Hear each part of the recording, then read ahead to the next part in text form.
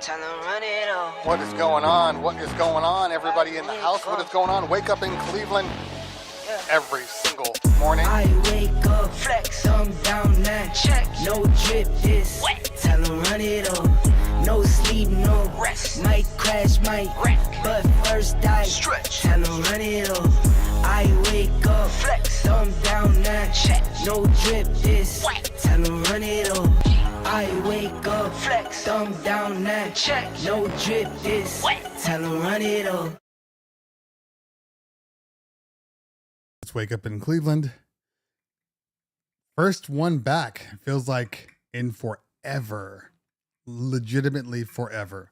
It is Thursday. What did I say? The 17th. I've been gone. Let me make sure my audio's good. Yep. I've been gone for a long, long time, traveling, doing the thing, for better or for worse. I've been out. So it's good to be back. I literally don't have anything set up here. I got no overheads. I just plugged in my camera because I've just been, I brought everything with me. So although I didn't bring my overhead, I did another event where I required the, my Lumix, which is this guy right here. This guy. And I know it says Sony on it. That's just the cap fits, but this guy right here, still one of my favorite looking cameras. It's just, it was a beast. It did everything I needed to do, except for one thing. The one problem with Lumix cameras, the one problem is that, and what's on it right now? It should be the 10 and 25. Yeah. The one problem with Lumix cameras, the only problem is that, they don't have a good autofocus. And for a person who does one man's, it's almost impossible to use it because I'm always worried about if my focus is going to be where it needs to be. Let me change some stuff over here. I changed all this before and then it disappeared on me. All right, hold on. Doing too much. I'll fix it in a second. All right. In case you didn't know who I was, my name is Cleveland Terry, DJ, host, tech nerd, whatever you want to call it. That's what I do here. This is DJ Tech Thursday, where we discuss, if I can get my comments to be where they're supposed to be, where we discuss anything and everything related to DJ life. That could be, business. That could be hardware. I know a lot of times that could be hardware. Or it can just be us shooting the shit, trying to figure out this little, roller coaster we're on called DJs and DJ business. So we do a little bit of everything. So if you have any questions, just go ahead and put the hashtag ask in the chat. That way I can kind of see what's going on. And while we do this, again, I'm going to keep moving stuff around here to get it to where it needs to be. Like, for instance, my mixer does not need to be in the bottom here. Let's move it to the top. That way I can always see my mixer. So we don't have any Cleveland Terry talking on a microphone for 15 minutes with no sound. We don't want that. Nobody wants that. I don't want that. You don't want that. So let's fix that. All right, let me just move my comments over. This is the first time I've actually turned on my computer in what feels like a month. How many have I missed? I think just 2. Lehman Lee in the building. What is going on? Matt Ames in the building. Flip the Beats. Catherine Cat's Groove in the building. Mr. Wobbly Hand. DJ Theo. Jay Book. That's my guy. Make sure you're following Jay Book. He has a podcast a little later on today. Great podcast. Twisted Transitions, maybe. I just, I don't know. It's Jay Book. Follow Jay Book. He's up here. It's a good guy. You'll like him. I like him. You should like him. All right, let's I feel like I'm short again. I am. That way I can you know, look legitimate. It's all about looking legitimate. It's never about having actual things to say and things to uplift and things to, get you doing your thing. It's always about, hold on, let me move this around here. There we go. It is always about how you look. How I look. That's it. It's no longer about skill sets. Hey, just like us DJs, right? It's no longer about skill sets. It's always about how you look doing it. That seems to be the number one thing that I see out there when I look at Instagram now. How people look. People have forgotten that the look part is just the icing on the cake.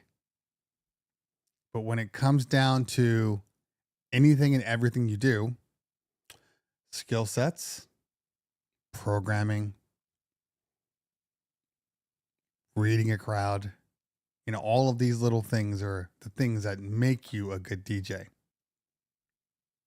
That's why, and I know, like, my setups have upgraded over the past couple of years. I know this. I have sponsors and I'm ambassadors for certain things, so people send me stuff. So I know that has helped boost the look of my show. I know this. But it never improved my show. I mean, it improved my show from a visual aspect. But my show, the thing that gets people's feet on the floor, the thing that gets people to pick up the phone and call, that show hasn't changed. I haven't improved my DJing due to my gear. It hasn't improved the way I read a crowd due to my gear. And before I even had this gear, strangely enough, we were still booking left and right. So, what does that tell me? Well, that tells me that looks only go so far. And more importantly, people don't necessarily care about looks. They care about you and what you do and how you impact their dance floor, how you impact their lives. I've had people see some of my older setups and whatnot. Oh, I can't believe people pay what they pay. I can't believe it. Your setups are blah, blah, blah. And in my setup, I bring 50,000 pieces of equipment. They get value from what I bring. No.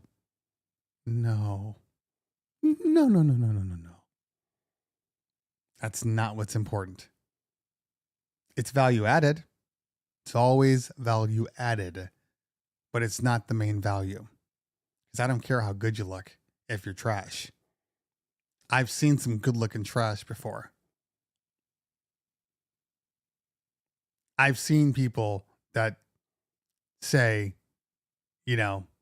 we're the Disney of this area, and Check 1 2 is, Knott's Berry Farm. So if you want to come to the best, to the people who have the best stuff, you need to go there. Strangely enough, people kept booking us over the other company. So what does that tell you? What does that tell you? Now, I'm never one to say that anybody shouldn't improve or, increase their setup. You do what you want. You do what makes sense for you. You do what makes sense for your business. But what you do for your business isn't necessarily what somebody else should do for theirs. So you have to understand that when you're on IG, when you're on social media, checking things out, and you feel like talking trash to somebody, and I've seen this happen. I happen to know a guy who talks trash about somebody who literally is 10 states away. Never met the guy, but is literally bullying this person. Why? How does that help you? How does that make you a better DJ? How does that get more clients in your pocket? By going around and trashing DJs. How? It's a silly time to be alive. It is a silly time.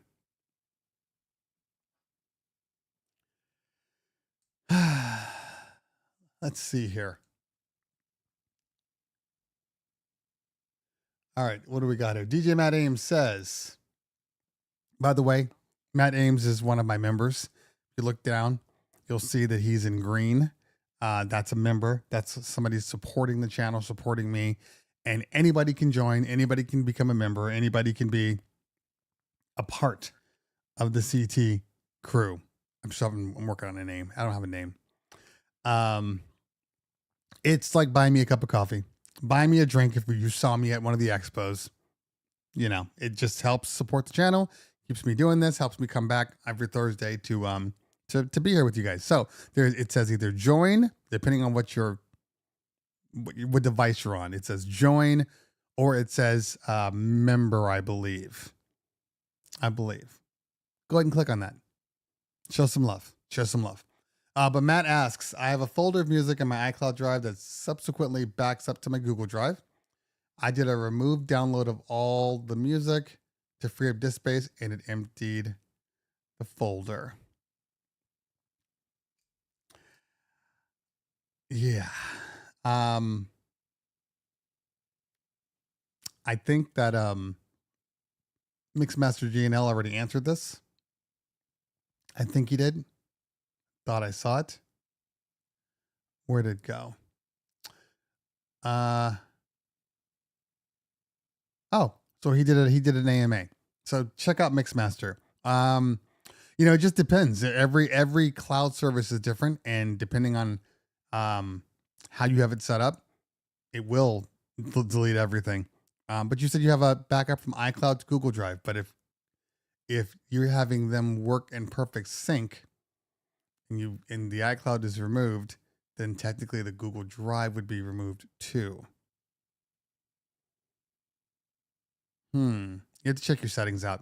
But I've experienced that, not with my music, because I don't mess around with my music. Mine is all just like 1-to-1. It's just over here on an external storage drive, like anything and everything. Because music is a thing. And having your music is very much a thing.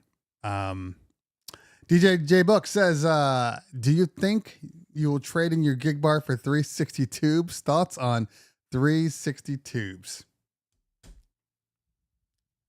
See, I'm shrinking again. This is how I know my chair is going down. Because before I was like up here. Now I'm down here. I can't win with my chair today. Tubes. I like tubes. I don't think they're the end all. I think they're just another cool feature. I don't think, basically, essentially, the tubes have replaced color washes. You know, that's pretty much what's going on here. I've used them before. They're cool. I mean, are they a little bit on the fad side? Absolutely. Will people get tired of them at some point? I think so, but they're cool. They serve a purpose. But I don't have an opinion either way. If you want to use them or if you don't, like I said, they're cool. You know, they sync up. Their color washes adds a whole new dynamic for you. But to answer your question, I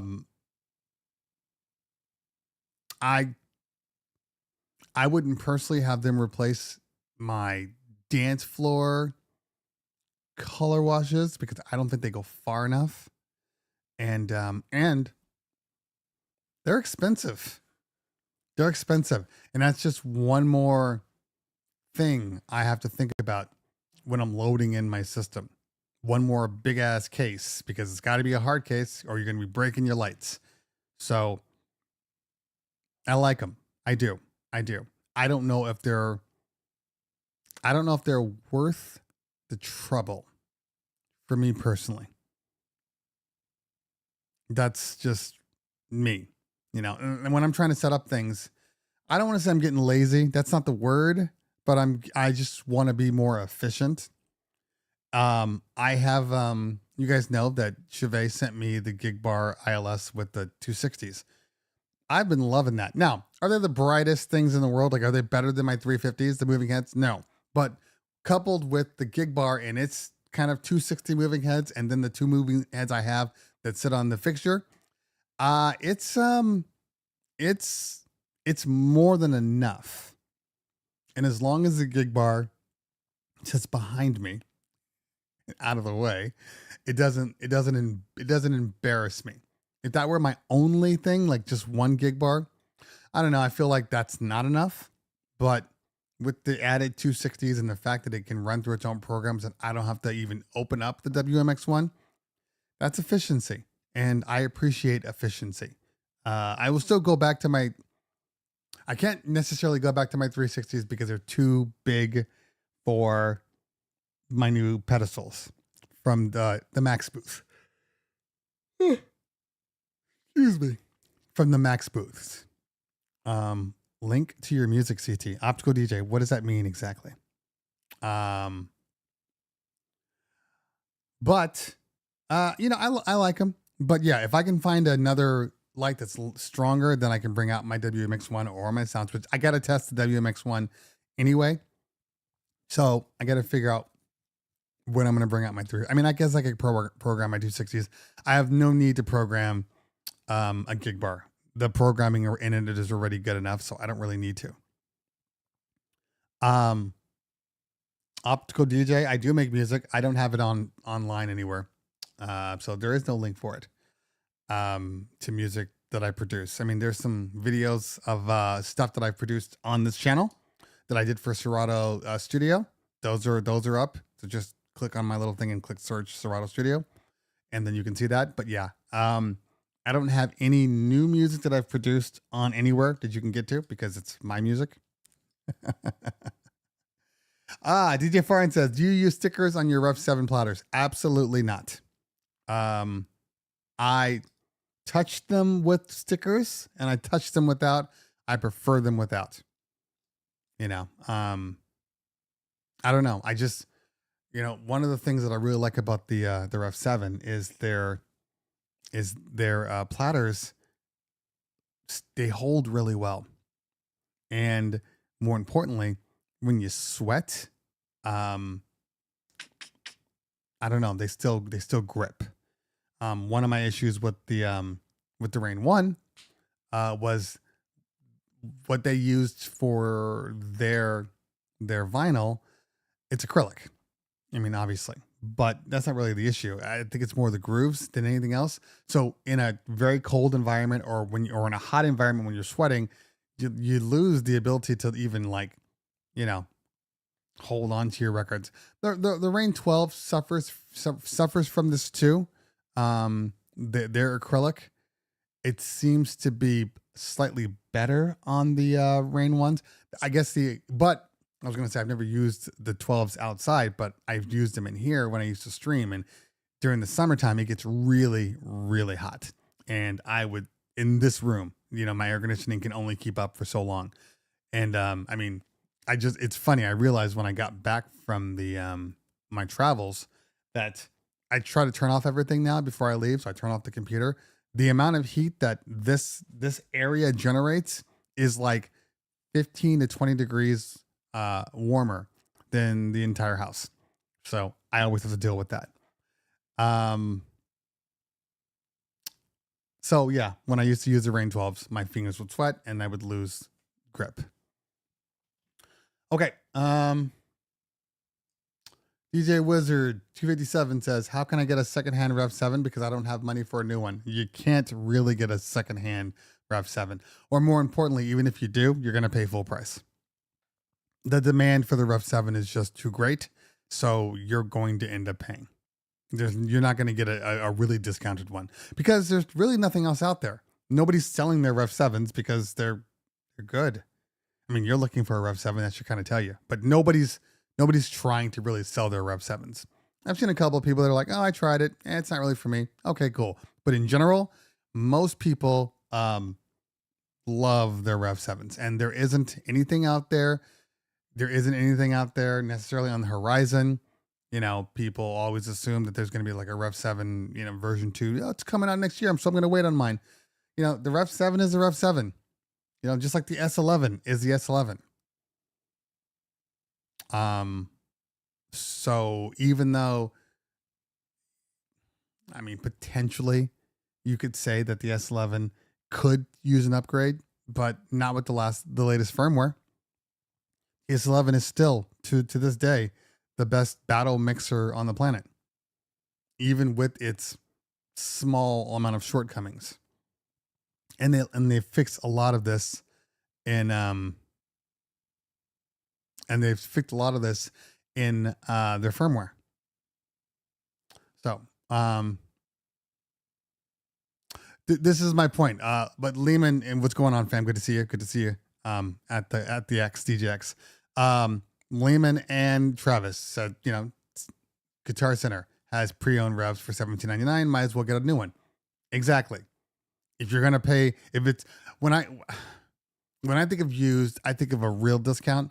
And for the Rev 7, I would tell most people, just because of their early on manufacturing issues, I would tell most people to buy it new. You know, don't get into the, you know, the insurance issues that you might have to do. You know, that's what I would say. Make sure that it's still warranted, because I think after they fix the issue, the issue goes away and it's gone. You don't have to worry about your rev anymore. But if you do get a rev with the issue, which is typically related to the motherboard, then you're going to want that replaced, you know? So, few and far between, but it does exist and it does happen. Chris England says, you get 0% financing for new gears, guys. Amazon will break up your payments. That helps with the cost shock. This is true. This is true. I own a company that I could buy stuff out brand new. I still do the payment plans on a lot of things just because it can be a lot. You know, what's the point of just throwing, you know, $3 to $4 grand on your card when you can maybe do, you know, $400 a month for 12 months? Helps your bottom line, helps manage, you know, payments. It just helps. Matt Ames says, I have a feeling there will be a version 2 coming along with some of the features that came with the Rev 5. I'm just speculating. Yeah, so there, I don't think there is going to be. I think, if anything, we're going to see hopefully a firmware at some point. That's my thoughts on it.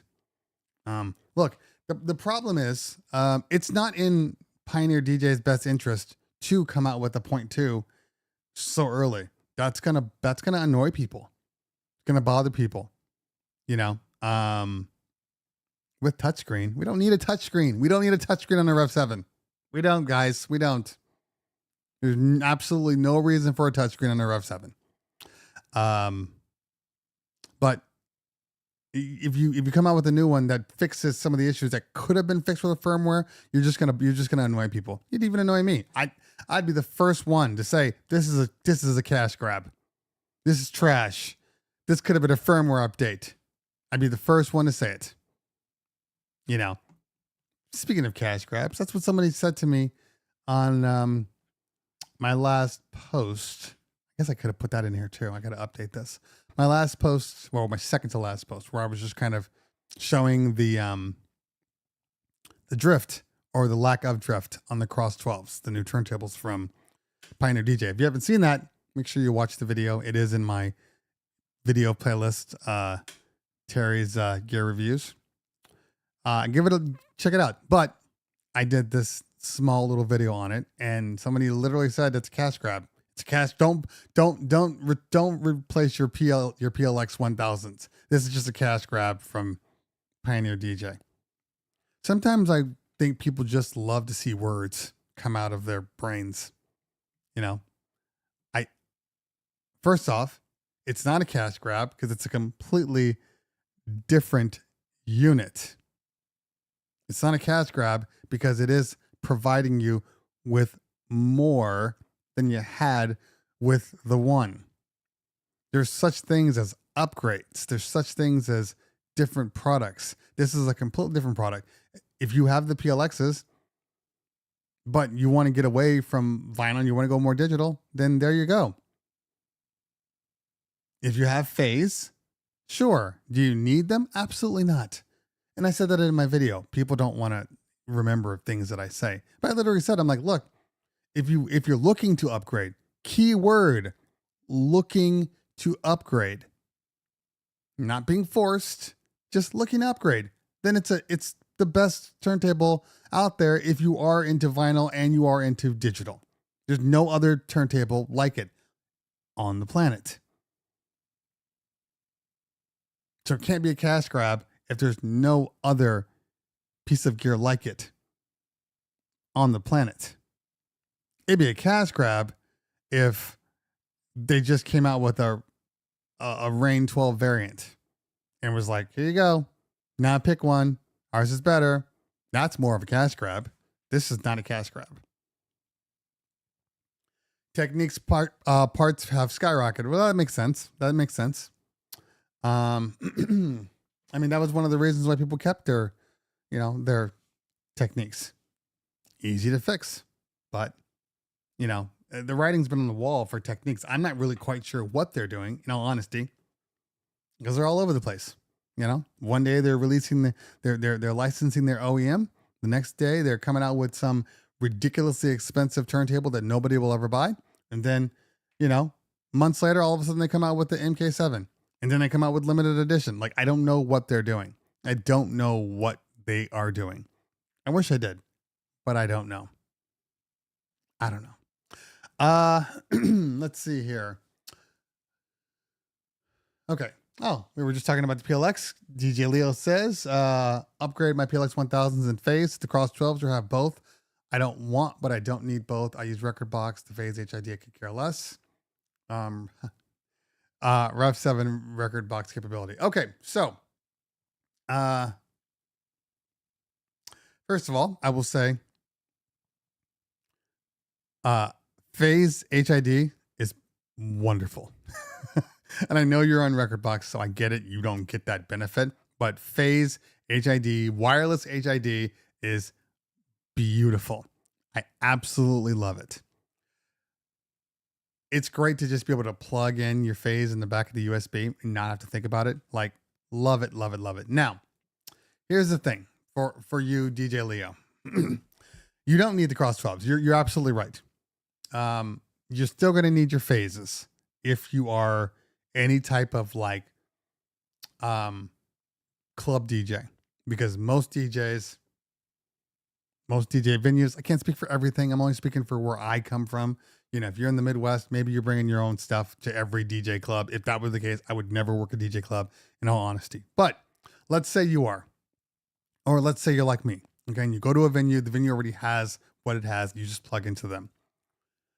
Most venues are going to have, except for one strange one that I'm actually DJing, and at the end of the month, they have the reloops. But most venues will have some form of Technics 1200s. I rarely see PLXs every so often, but most of the time you're going to see Technics. So you're not going to swap out your Cross 12 with the Technics when you get there. So you're still going to need phase. That's just facts. I think you need both. The Cross 12s are going to be more for you, for your studio, for your mobile gigs if you decide that that's what you want to do. But you're still going to need that. Rev 7 record box capability, there is none. You know that. You know that, Leo. Sorry, I'm hearing my animals do animal things. I will be back in half a second here. Speaking of moving turntables. All right, guys, what's going on, everybody? It's your man, Cleveland Terry. I wanted to just do a quick video about this new unit. It's not out yet. It doesn't come out until July 31st, it hits market. I have to pre-order it pretty soon though. All right, so this is Tim. This is the man, runs this thing. They came out with an amazing product. I haven't tested it yet, but based upon what I'm seeing, this is one of those to beat. It's a game changer. Moving platters. It's $700. What's up, everybody? How are we doing today? $700. This is gonna sell like hotcakes. So I'm gonna do a review, but tell me just real quickly, like, what made you guys decide to do something like this? The history of DJing is vinyl, right? Yeah. And motorized jog wheels is the best we can get right now, Right. in terms of replicating that with a digital controller. Right. So the Impulse T7 Okay. is our shot at the motorized DJ controller market, and the largest, most premium controller we've ever made. Okay. And we're pricing it just like we price everything else in the Hercules lineup. Super aggressive. Competitively. Let's call it competitively. I call it aggressive, he calls it competitively, fine. We're targeting both, obviously, beginner DJs Right. who want to upgrade to a motorized platters, Right. or working DJs who want something small, want something portable, Yeah. want something that works with Serato Pro. It has XLR out. Very important for a professional DJ that you have that. I'm impressed so far though. You'll see more of the T7 real soon. All right, guys, follow my YouTube because you know we're gonna do this review very, very soon. All right, see ya.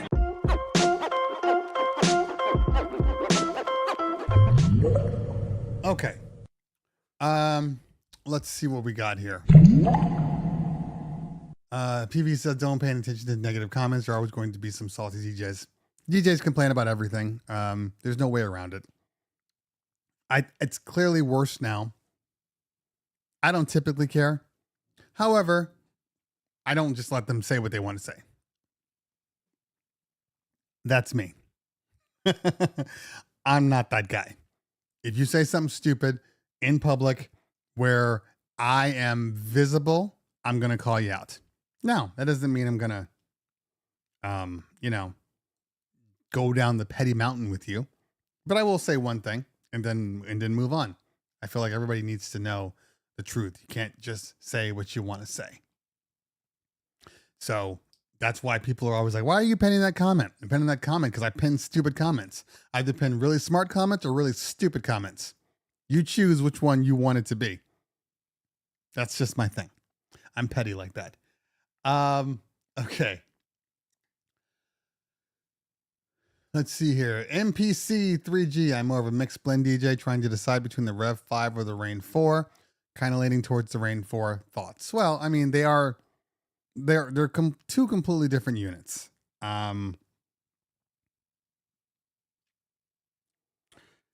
This is a tough one. It's a tough one, and I would never be one to try to tell people, what to do. Because I do like them both. My problem with the Rain 4 is size. It's just a very large controller. It's a good controller. Mics are a little questionable, to be honest with you. That's probably the main weakness for me is the mics. I don't love the way they sound, which means I got to use a mixer, which means I personally, it would not be my go-to. That's just me. I have not taken the Rev 5 out in public yet because when I had it, it was under embargo. I wasn't allowed. I'm trying to get another one so I can take it out for a little while. Currently, if you guys follow me on IG, and you should be following me on IG, that's Cleveland Terry _. That's my IG. Get on there, follow me, because I do post a lot of things on IG that I do not post on this YouTube channel. Always DJ related, but different things. So, every so often there will be some cross or delay, but I do post on my IG all the time. I post on my IG probably 4 times more than I post on YouTube. Especially if it's small and it's, the problem with YouTube, and I posted that one video about the juggling. That should have been a short. But YouTube will only allow 1 minute, a maximum of 1 minute on a short. So I couldn't do it. It's a short on my IG. It's a reel on my IG, I should say. Okay. Okay.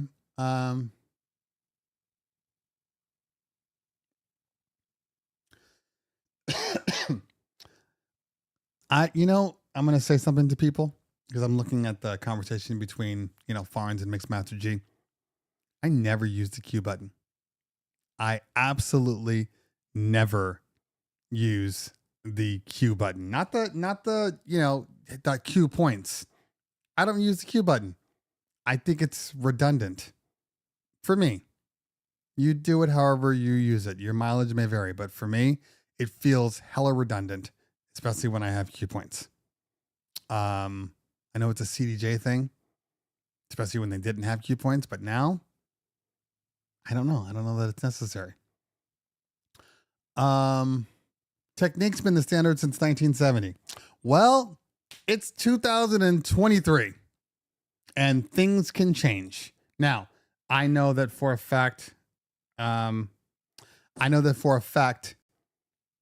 lot of diehards don't want it to change. And it could be for many reasons. I think one reason is because they're purists.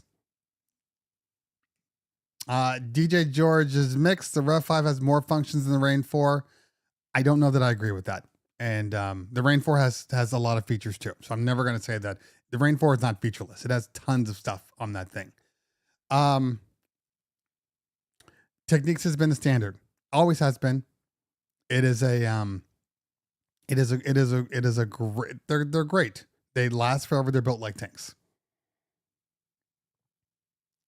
But the reason that they're the standard is relative. It's because of purist.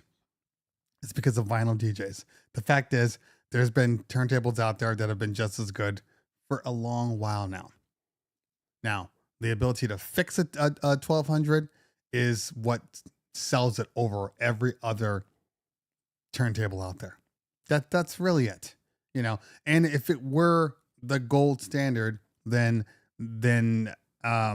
Techniques wouldn't be continuing to upgrade, like upgrading their motors and giving it more torque. If it's the standard, it should be the standard. But it's living off its name. There's a lot of good companies out there. I personally own my company owns 7 sets of turntables starting from MK3s up to MK5Gs. My PLX 1000s that I swapped out my MK5Gs into have been just as reliable, just as good as everything else out there. So I don't think it matters as much anymore. If you're talking about their ability to last, that's one thing you can't put on some of these newer companies. We don't know if they're going to last like the Technics have. That's really it. You're paying for durability. That's what you're paying for. But that doesn't make them better. A classic Ferrari is amazing. It's not better than, a Ferrari that was built 10, 20 years ago. But it has its place. That doesn't mean just because it's, traditional that it's better. Pablo Miami in the building. What's going on, fam? Okay. I only do stupid comments. That's funny. Don Rafa says, while at the expo, did you see any newer interesting speakers we should be looking at? I did not look at any speakers whatsoever at the X. I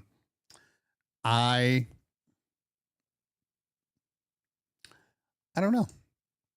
It was loud enough in that building as it was, so I didn't care to go over to where the speakers was. I did go to DAS Audio, which I'm trying to.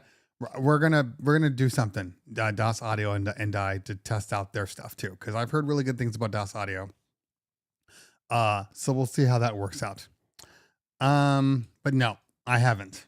I did see that. I did see plenty of RCF, and at the 50th party where they had all the old school rappers and DJs. I did get to hear RCF, inside and outside. They had a little problem with their EQing. And it was distorting like crazy. These engineers did not know how to work their stuff at all. It did not put RCF in a good light at all. I did not see anything new from RCF, Pablo.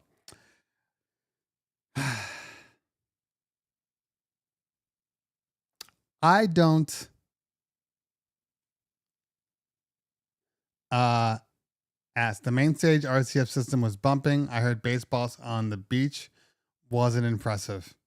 I didn't go to the beach. Well, I didn't. No, they didn't have baseball at the beach.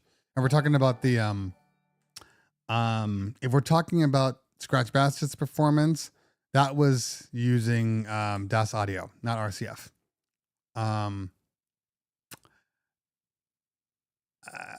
I didn't hear anything about I was the main stage was good.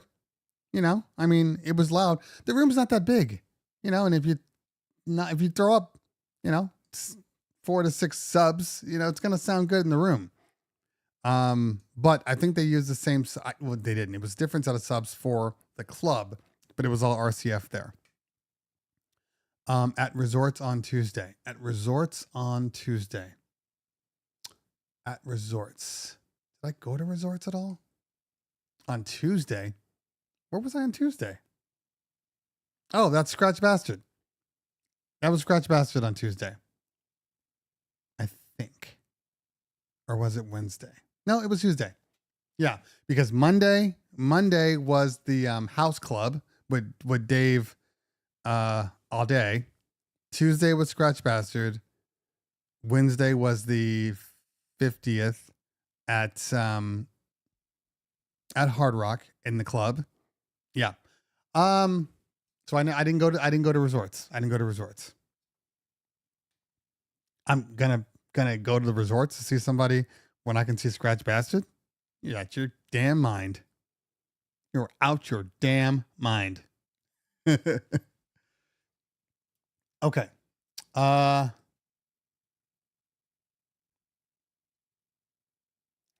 Alden says there's no Q button on the cross. It is a stop start button to move the platter zero delay. Alden, I would know that. I never said anything about a Q button on the cross. I was just saying the Q button in general. But I'm you know, I know a little bit about the cross 12. Just a little bit. I don't know. I especially DJs for turntable DJs, I don't think you need cross 12s. I mean, let me back up. I was reading somebody say cross 12s. For a turntable DJ, I don't think you need a Q button. I don't. For a turntable DJ. I think we're trying to port over our CDJs to our turntables, and it's just different.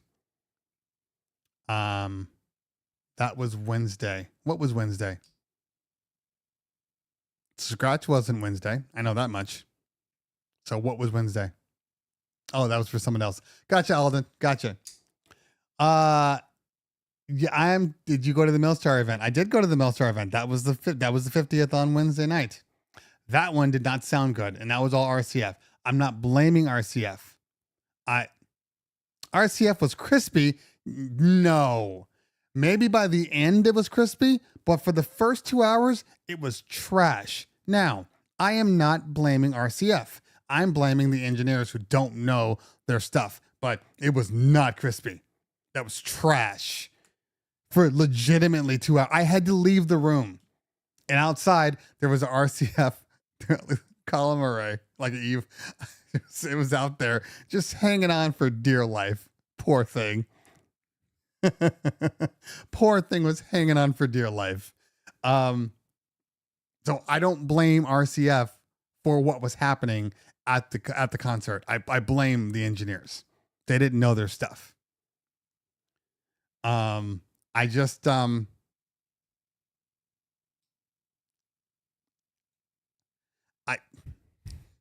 guys, everybody always asks me. I see DJ Wiz in here, always asking me about my thoughts on Yorkville. I don't have any thoughts on Yorkville. I think I've used Yorkville one time in my life. And they were fine. But Yorkville is not a company out in California that is like readily available. Most people don't use Yorkville. So I don't have anything. Yorkville's never contacted me to even review them. So I do not have an opinion on Yorkville. My opinion on RCF is this. Are you ready?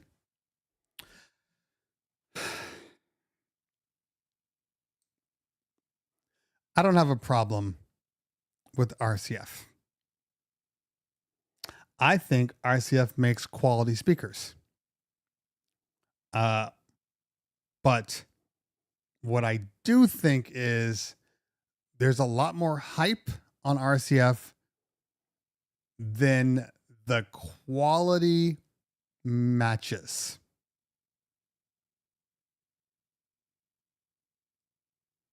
I'm not saying they sound bad.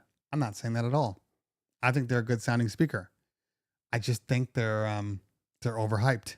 I think there's a lot of companies out there that are just as good. I will say this. I am not a fan of their highs. I think their highs are harsh. I think they require more EQing than people like to give them credit for, which is fine. All speakers typically require some sort of tuning, but I think that a lot of people are, when I hear them, totally sound harsh. But listen to that clarity. That's harsh. That's sterileness. Get rid of some of that frequency. Roll it off a little bit off the top. That's just my opinion, though. Now, everybody's going to hear speakers differently. Everybody's going to gravitate to a speaker the way whatever works for them. That's why I never tell people when they're like, "Oh, well, this speaker sounds better." It's all objective. Some people hear things and are like, "I love the sonic quality of this." Other people hear it and they go, "It's not for me." I'm that it's not for me person. I think that I think they're a really nice full range speaker. Do they hit, bump? I don't know. And if I saw somebody up there saying that Bass Boss didn't sound good, I guarantee you it wasn't due to bass. I've been in their rooms and I've been in their places. A lot of times they are they're overdone. They're overdone. And even in their own booths, I've gone in their booths and I'm like, guys, it doesn't need to be this loud. It doesn't sound good. It does not sound good. So I think that sometimes people just don't know how to EQ stuff. They don't know how to run stuff. I mean, I was at a conference once and they were like, "Oh, this is the top of the line. This is the best system you can ever get. We're so happy to get it in here." And then they turn it on and I'm like, "This sounds like shit." But because it's the best that you can get, that doesn't mean you're the best engineer they can get. And if you can't EQ whatever you have, it doesn't matter how good those speakers are. Does not matter. They're going to sound like trash regardless. Drew Bach in the building. What is going on, fam? Good to see you. This is about as close as Drew Bach, that's Professor BX, and I got at the DJX. This is about as close. We had plans set up. We're going to do this. We're going to do this. We're going to do that. Drew had his own plans. They did not include me. Fine. Fine.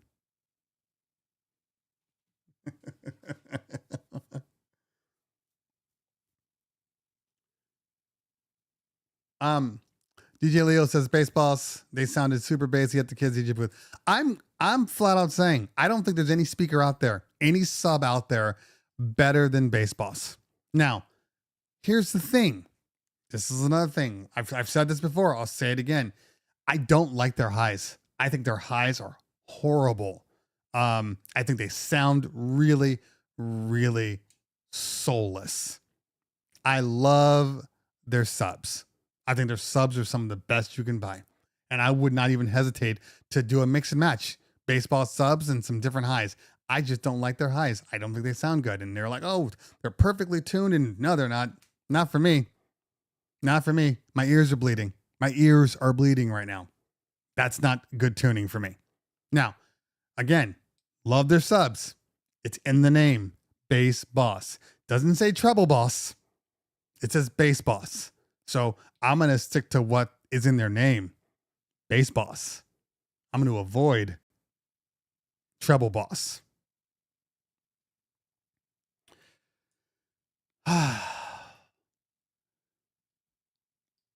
Let's see here. See, DJ Wiz, look, the reason why the RCF sounded good in the convention hall was because it was a convention hall. And you can't be louder than the entire convention. So they could only go so high. So yes, they did sound good. As soon as they got to the club and they were like, let's see what these things can do. And they pushed the hell out of them. And that was the problem. Travis says, I can't believe you still haven't been sent to T7.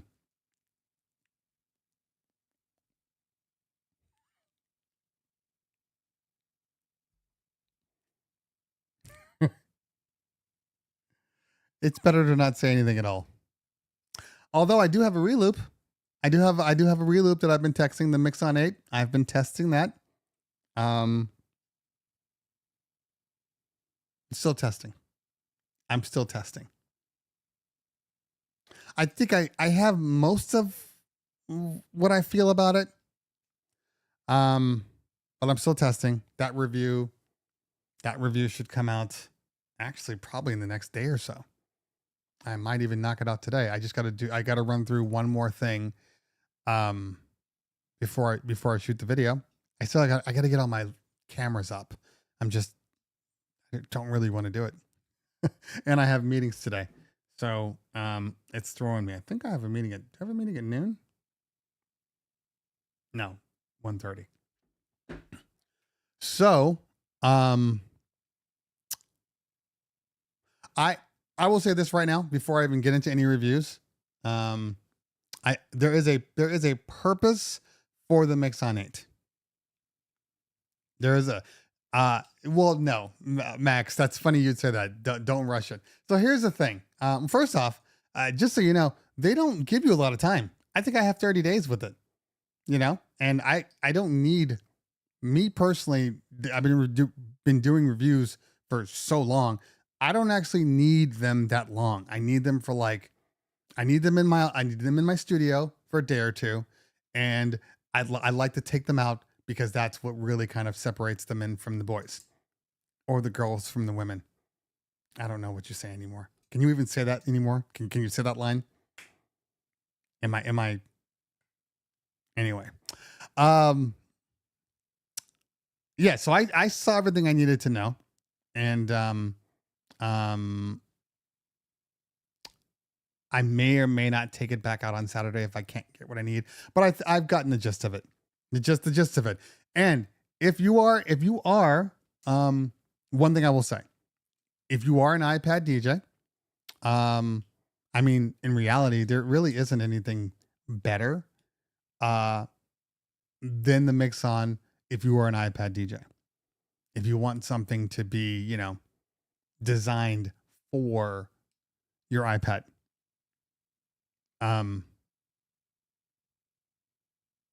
Yeah, there's a lot I'm going to say. There's a lot. The one thing I will say, the one thing I was hoping that was going to not be the case. Anytime you're using things like virtual DJ or algorithm DJ, anytime you're doing that and you plug in your device into the controller or whatever you're using, what happens is your iPad, the software, or your virtual DJ, whatever, is still kind of looking at an empty shell, so to speak. So things like knobs don't work right off the bat. Okay. Which is one of the things that I've always hated about using a virtual DJ or something like that. Like, you go to a knob and you have to turn the knob clockwise, counterclockwise to get it to register. Oh, you're at 12 o'clock, because until you do that, it doesn't know. I was hoping that this was going to be the first controller that didn't require that, but It does. Every time I plug it in, I gotta go through all the knobs, make sure all the knobs are being registered as what they're supposed to be. That's the one thing I don't like. The mirrored layout is the mirrored layout. You know, I guess you get used to it. I'm not quite sure why they keep sticking to mirrored layouts. I don't think they're necessary. There's one major thing which I think can be fixed with a skin. I believe that Reloop makes quality gear, but their layouts and their decals and whatever they do to kind of make them pop, make them reloop is very busy. It's very, very busy. And I feel like my eyeballs sometimes lose focus on the controller. There's so many buttons and knobs and little descriptions. It's a lot. Get used to it. But it's the same thing applied for the Reloop Elite. It was the same thing. It was just, I don't know, something about the way it is, the way they set it up. But it's a good device. It sounds good coming out of the box. There's a lot of good features, which I will talk about. And the mics sound good. Although you are using one of your channels, like the SX2. Wobbly Hand said the Mixon 8 MK2 can't be far away. Well, that's relative, because if the Mixon 8 took 2 years to even get into people's hands, it doesn't matter if they announced the Mixon 8 right now, Mark II. You wouldn't get it for another year or two. So you're still in the same situation. Philip Tan in the building. Good to see you, fam. Good to see you. I have secured, I will be in Boston again, Philip, in December for Harvest of Sound. If you guys don't know anything about Harvest of Sound, it is a newer convention, obviously dedicated to DJs and DJ life. And it's a 3-day conference. They have a speaker shootout. They have wonderful classes that you can learn, and they'll have speakers. I'll be one of the speakers talking about, I haven't figured out what I want to talk about yet. Leave it in the chat what you think I should talk about.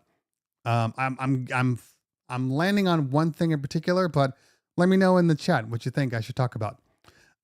It's in Boston, and it's a really, really good conference. I did it last year. It was its first official year, and then this is their second official year, and I think it has potential to be a really, really good convention. So I've told them, I'm like, anytime you need me, you just let me know. You know, I'm there for you. I'm there to help because I like what you guys are doing. So, you know, that's where I am. So December, I'll be in Boston. Okay. I expected the T7 before the Mixon. Oh, Pablo. Salt and pepper reference. Okay, Brown Sounds.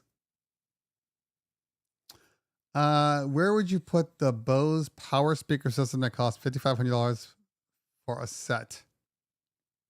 I wouldn't. I haven't heard them.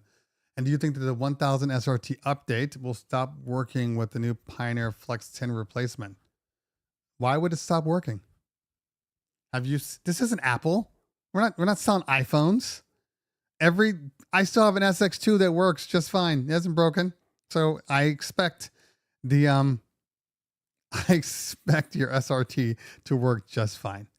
Now the Flex 10 is a better controller. It really is. It's a better controller. Yeah, sure. It shares some of the same things, but it is a better controller. I have one sitting right here. I am going to be sending things back. This is the first time I'm going to be sending things back. I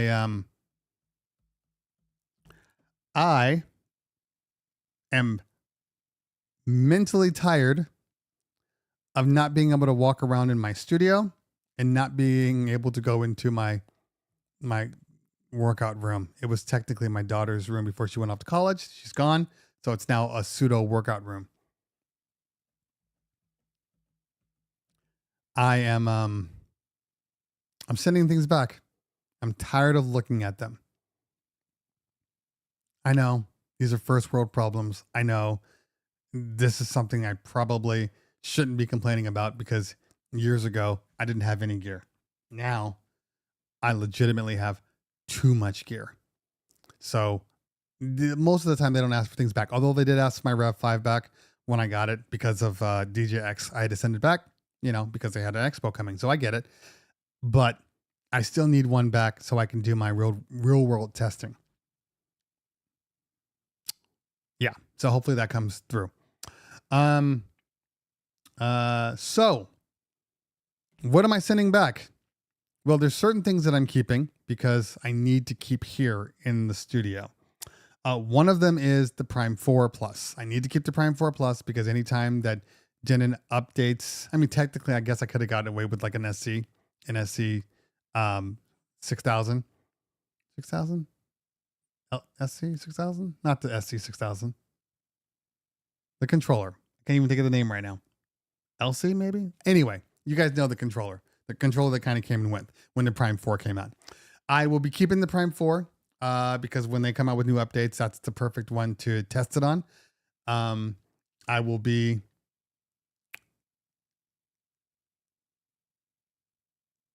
Does anybody want to see...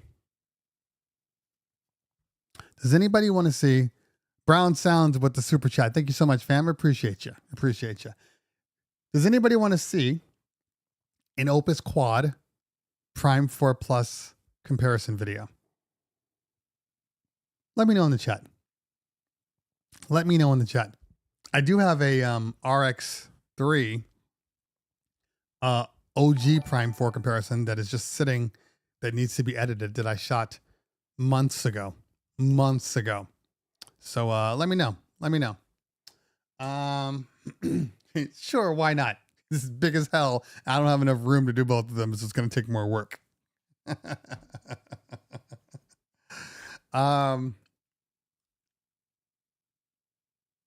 Anyway, let's take a look at some of these comments. Boston in December is fun times compared to early February. Okay, fair enough. I'm cool with that. There we go. Talk about the most impressive tech gear of 2023 so far. I mean, I think right now it's in 2023. I mean, I got to put on the Cross 12s. They did something that most people asked for, but nobody really thought that anybody would do. And I saw the prototype. Again, people that are like, oh, they only did that because the Rain 12, blah, blah, blah. First off, I saw the prototype a long time ago. Now, were the Rain 12s out? Yes. It has the Rain 12 had an opportunity to come out with their own version with the turntable, tone arm, whatever, digital inside. Have they had time to do it? Of course. I mean, they've technically done 3 iterations of the Rain 12, but they didn't. Pioneer DJ did. So, they're definitely, that's probably the best right now. It's still early, but it's probably the best. Okay.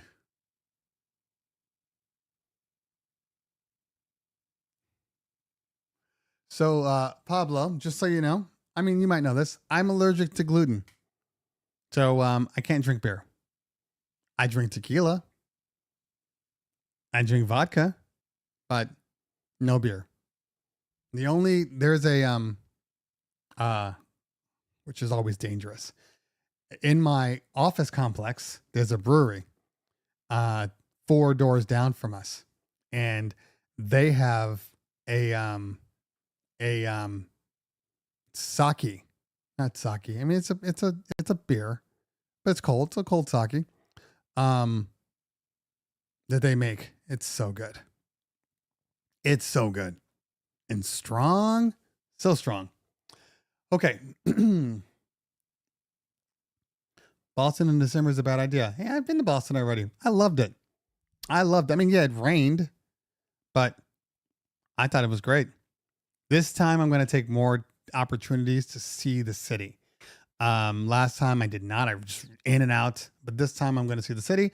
And if I can, I'm close enough to a couple of promoters like Darth Vader, I'll probably pick up a couple of gigs while I'm in Boston.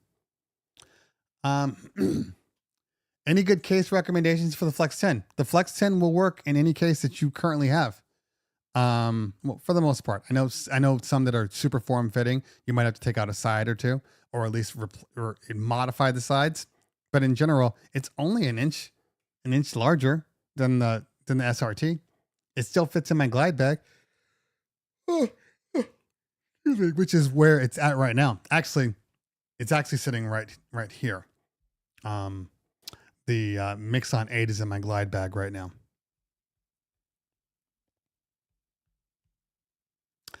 Anyway, okay. DJ Farn says music management on the iPad is frustrating. Yes, it can be. It is, which is why you need programs like Mixmaster GNLs to get your stuff onto your iPad.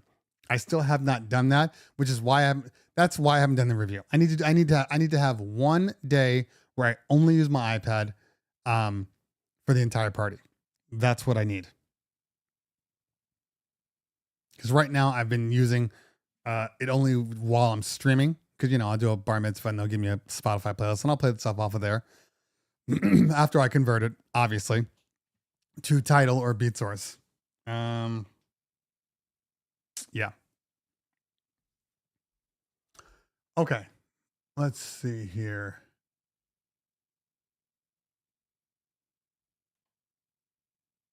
PV says, I'm with you with the RCF overhype. I sold my RCFs and went back to QSCs and current testing the LG 44 G2s. Yeah, the LGs are LD, I should say.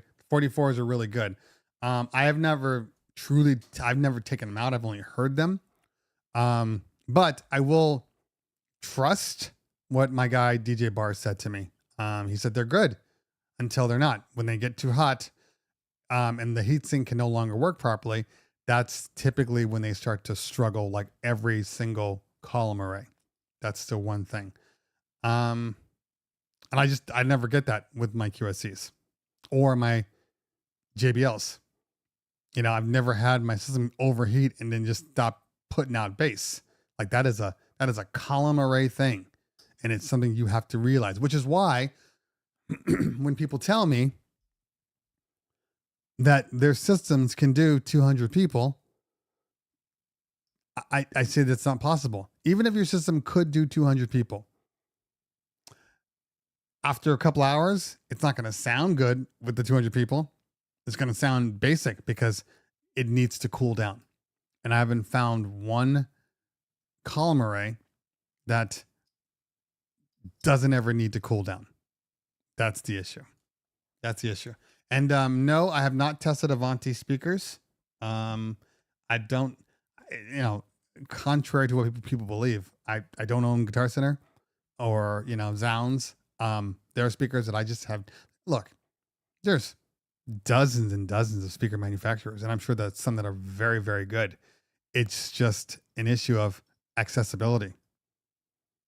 That's really just the issue here. I tell people, and people see the LDs, they don't know what they are. I used the LDs at a party. It was like 100 people.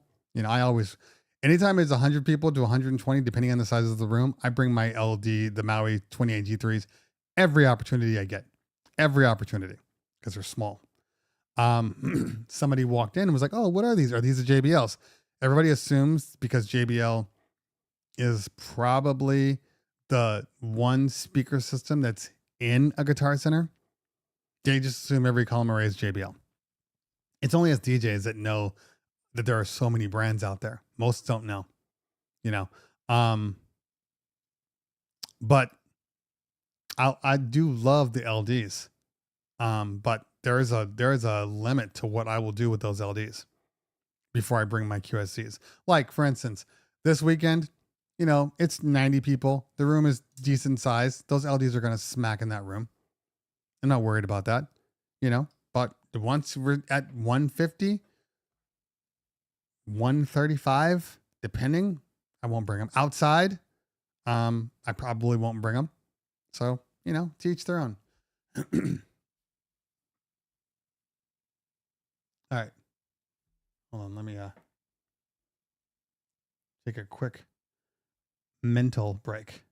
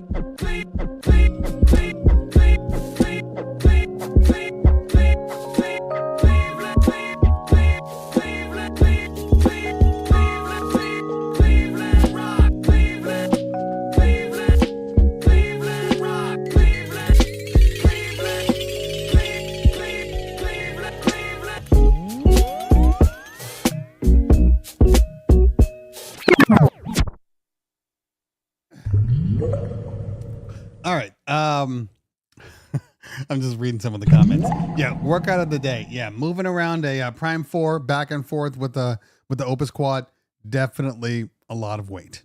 Definitely. But it is what it is. You know, I got to figure it out. Maybe I'll do that one at the office where I have more room. Or I'll do it like I do with my some of my other videos. I'll just shoot a whole bunch of B-roll and then just do a voiceover for it. What do I think about flying with the Rev 5? I think it would be the same as flying with a Flex 10 or a SRT, which I've done. It's fine. You can put a Rev 5 in a soft case easily, and it's not heavy, so nobody's going to be concerned when you bring it on board. Because I always tell people, just tell them it's a guitar case.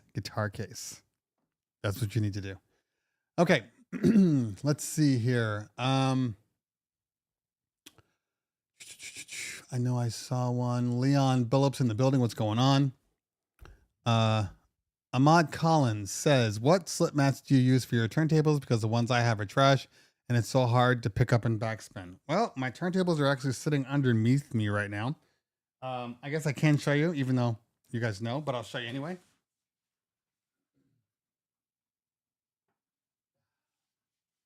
Okay.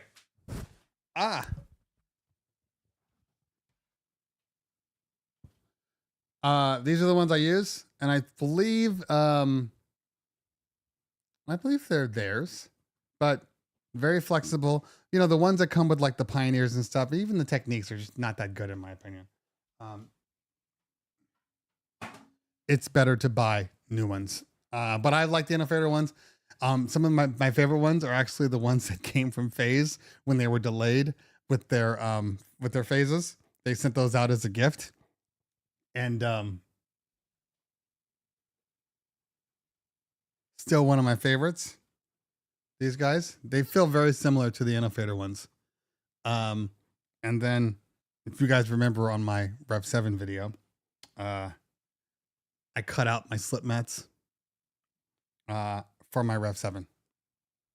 By the way, again, if you haven't swapped out your slip mats yet, do so. The Rev 7, in my opinion, is night and day different with real slip mats over the plastic ones. And the reason why I say this is because there is a Rev 7 at a Latin club that I DJ at, once or twice a month. When I went to Montana, the guy had a Rev 7 for rent that I used. And while it's fine. My Rev 7 feels so much better with slip mats. So much better. DJ Chris Clash in the building. Missy Clark says, do you drink rum? Do you drink rum, Ray? And nephew? No. I mean, I drink rum on occasion. I drink it if it's the only option, but literally my two liquors of choice are tequila and vodka. I will do those interchangeably. And Maker's Mark. That's it. Those three. Yeah, Maker's is very specific. You know what else is really good? If you just want like a nice little sweet tea type drink, is the which one is that one? It comes in the white bottle, the whiskey. It's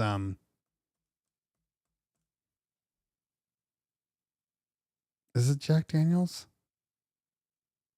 The Jack Daniels Tennessee whiskey. The honey whiskey. That one's really good. You know which one is crap? The other one, the other company, Jim Beam. Their honey whiskey tastes like cough medicine. Now, if you really want to spruce up your drink, you get like Squirt, not the drink Squirt, with the honey whiskey. That is a nice summer sipping drink. That's like sweet tea on steroids. Okay. Pablo Miami says, do the self-guided trail in Boston. Maybe I will. Yeah, I think I will. Okay. Let's go back.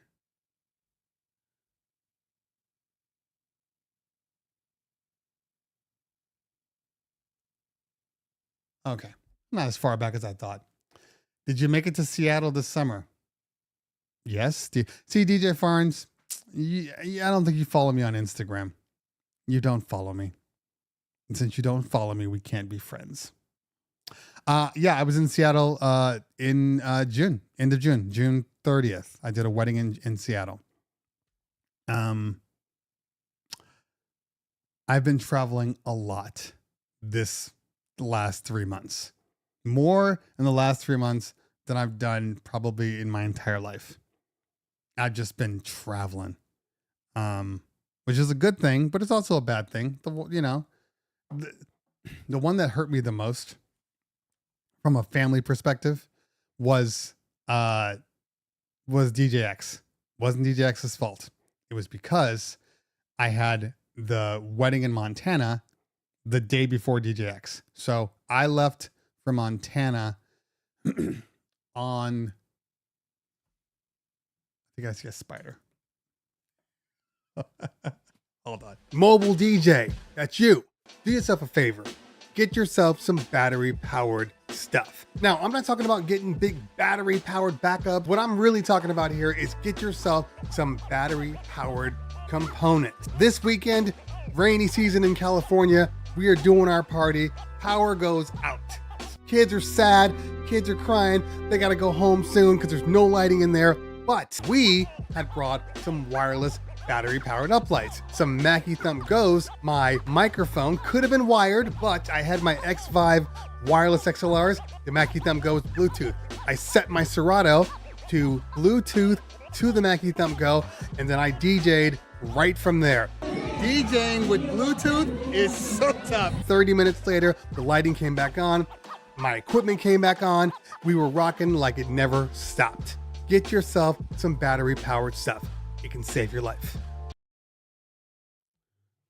Okay, so back to what I was saying. There was a big ass spider that I just killed. So I left for Montana on Thursday morning,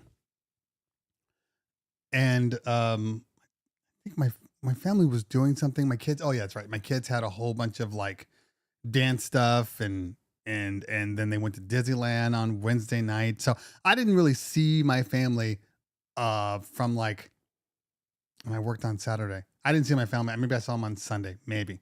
Anyway, so then I left on Thursday morning, and then I was in Montana until Sunday. I had to be in Atlantic City on Monday. So I stayed out in Montana, took a red eye out to Philadelphia on Monday. Then I was there until Thursday. And then Thursday at like 9 o'clock, I got back into town. So long time away. It was 7 days that time. Seattle was like 3 or 4 days. And then like next week, I got to go to Scam Summer. It's a lot of traveling. And, when you got like my 17-year-old, he doesn't care. I think he texted me one time while I was gone. And I was only to be like, hey, when can I borrow this? I'm like, fine. But my 11-year-old is kind of struggling with it, so, it's hard. It's hard, it's hard. Anyway, I think I answered rods. Would you say Maui 28 G3 is best at 140? Absolutely not. I would not do a 140 with the Maui. I would do maximum of like 130 is like the top. In reality, 120.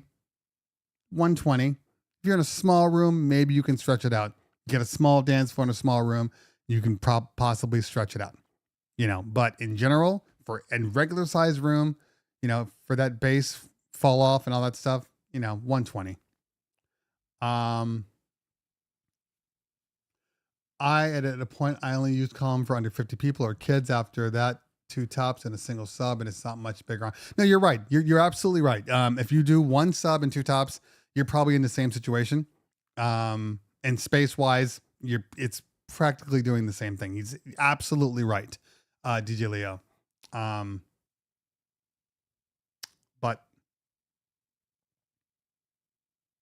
like my partner, he has the SRX 900 subs.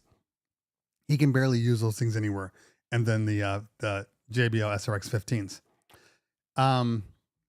So what he'll do is he'll just put 1 speaker up and like 1 sub and 1 top, or just 2 tops, depending on what it is. Like, he's okay with it. I hate the way it looks aesthetically. And it's funny too, because my partner is so anal about visuals. You would think that would drive him crazy, but it doesn't. I would prefer to have balance. That's just me though. I think balance is important visually. Okay. Okay. Don't buy speakers based upon people. It's about the room size and its acoustics.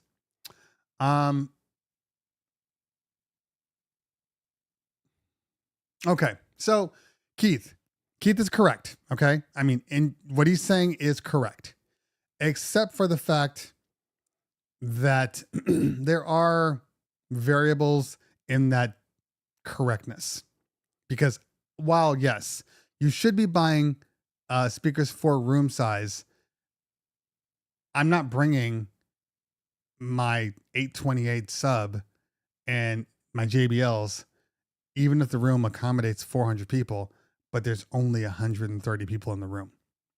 That's a waste of manpower, resources, everything, so while size is important, pause, Pablo, be quiet. I think people do make a difference. If I'm not playing for 400 people, I'm not bringing a speaker system in that can play for 400 people, because remember the size of your speakers, the volume gets eaten away with bodies on a dance floor. So the whole point of having, in my opinion, larger speakers, louder speakers, is to compensate for the bodies on the dance floor.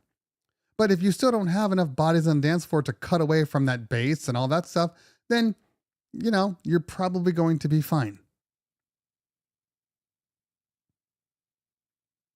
Yeah.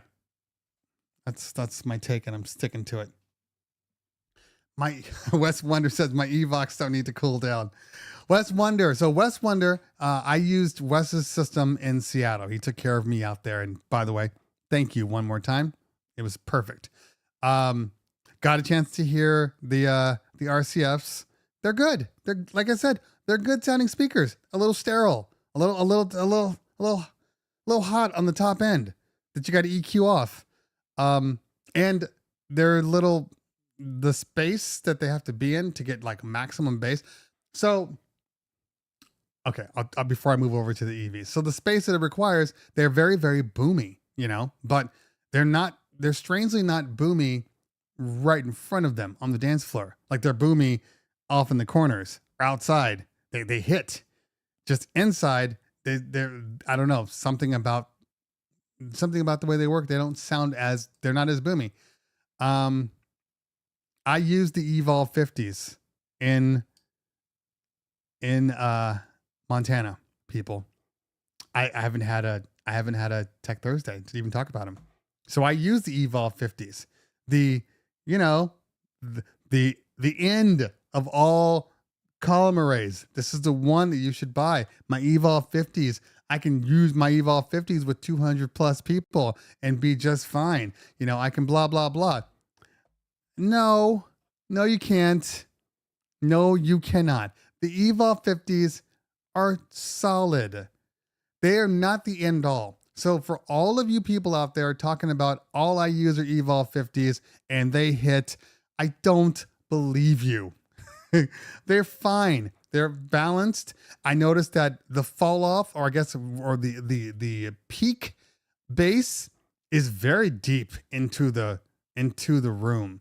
Like I noticed that the best bass was coming at the tail end of the dance floor, and he had already backed up. We were like, I don't know, 15 feet away from the dance floor. And I was like, why are we so far away? I need to be like right up on the dance floor. I want to feel these people. Pause. Be quiet, Pablo. And, but we weren't. And now I understand why, because the bass, the optimal bass is pretty distinct. They're fine. They're fine. They're not the end all. They're not replacing like my QSCs. They're not going to do that. But they're solid. I don't know. I feel like a lot of DJs out there only started with column arrays. You started with column arrays and they never moved out of column arrays. So when they think something is like hitting, oh my God, it sounds so good in this room. It's just because they haven't heard a lot of point source speakers. Maybe their first systems was like an Eon setup. The Eon, 515s and a 518 sub. And now they got their column arrays and they sound amazing. Well, yeah, they're going to sound better than the Eons. But until you pick up an SRX 15, an 818, 828, a QSC, 118, you're not going to know the difference. I don't know. It's just an opinion.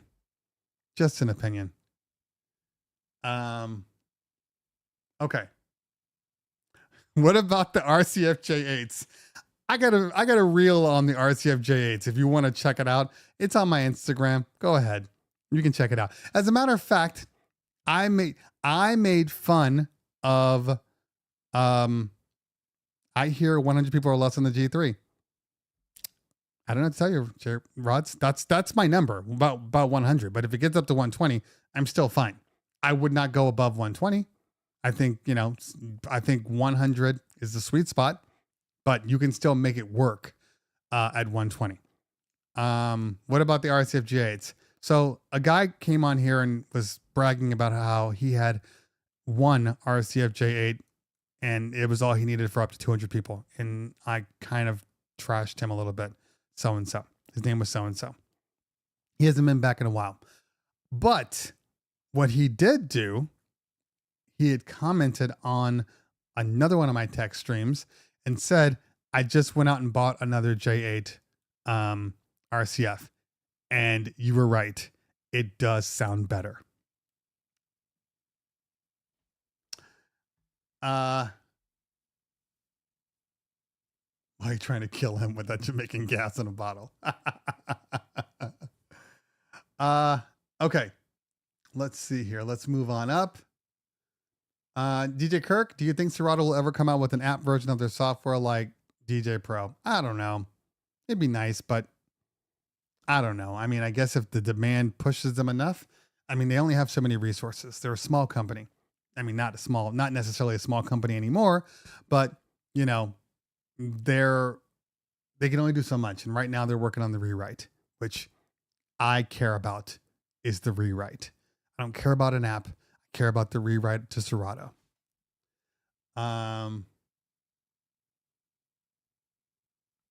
Okay. Matt Ames, what works for you? What works for one DJ might not work for other. What works for one gig might not work for other. Yes, exactly. Agreed. Agreed. And even though, I mean, look, I like to think, in general, that I'm honest about gear reviews. Now, I might be politically correct in my reviews of things. Like, I'm not just going to sit there and just trash any company, but in general, I think I'm pretty honest and on point with things. And I always tell people, you know, the way to tell if I really do like a product is like on my IG when you see what I'm using. You know, and I'm not talking about, oh, because I'll say, hey, I'm reviewing the Mixon 8. I got a video reel out right now reviewing the Mixon 8 and let you know how I think about it. Now, you're going to see a couple of those reviews. That doesn't mean I think it's the best. However, I got to review them, obviously. So usually speaking, when you see like, oh, I'm doing a gigs and I'm doing consistent gigs, the gear that I use is the gear that I trust and the gear that I love using. You know, so that's the easiest way to find out.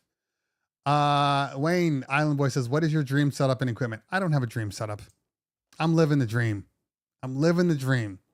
I mean, in all honesty, I couldn't really ask for much more than I'm using. You know, I got the Danny Max DJ booth. Currently, I have a Rev 7 in there, and I'm considering keeping it in there because I really love the way it looks in that booth. I got the QSC, you know, 12.2s and the 118s. I got good lighting. I don't really have an issue. You know, I don't have an issue. So I don't have a dream setup. I mean, in all honesty, I can pretty much use whatever gear I want. In all honesty, I got enough gear to do so. But it doesn't mean that I want to. Okay. Box Francis, what would you recommend, the Rain 4 or the Flex 10? I use Serato. I don't know what to tell you. I think you should use whatever you like. I have reviews on both of them. I think they both do a good job and they both do things differently. If you like paddles, then the Flex 10 is already out. You know, if you're okay with you know, CDJ, you know, Nexus 900 style mixing FX, then the Flex 10. They both have good stem work. They both sound good out of the box. The microphone's probably better on the Flex 10. It's just in my opinion, overall, just generally speaking. The jogs are equal. I don't have a problem with either one of those jogs. Fader's good on both of them. I mean, the Flex 10 uses USB-C. That's kind of cool. The Rain 4 uses IEC power, which is obviously better for most people. But I don't know. It's a hard one. I think I'm more partial to the Flex 10 personally, over the Rain 4, but only because I don't like the sound coming out of the microphones. That's it for me. Everybody's different. And I don't run my hardware into a mixer. Yeah, I said it. So that's my only issue. Okay.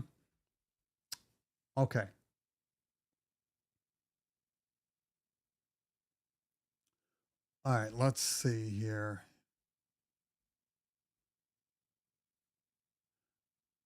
Have I ever heard of Yorkville? Not enough to have an opinion on them. Melon. Dunhill Melon.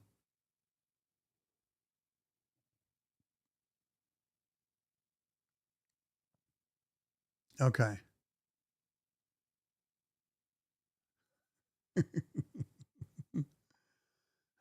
Okay. All right. I have the 50s, but I also need my QSCs. All the speaker brand talk is subjective.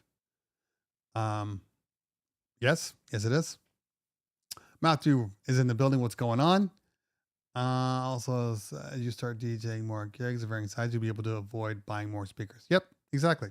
I mean, right now, and I have any speaker I want right now. And I've said this to people, so I'm going to say it one more time, just so it's out there and everybody knows. There's enough people in here to repeat it. The biggest reason that I chose the QSCs was size. Does my 828 SRX 828 and the 15s hit louder? Yes. Is the QSC close enough and still hits and gives me what I need, but in a smaller package? Yes.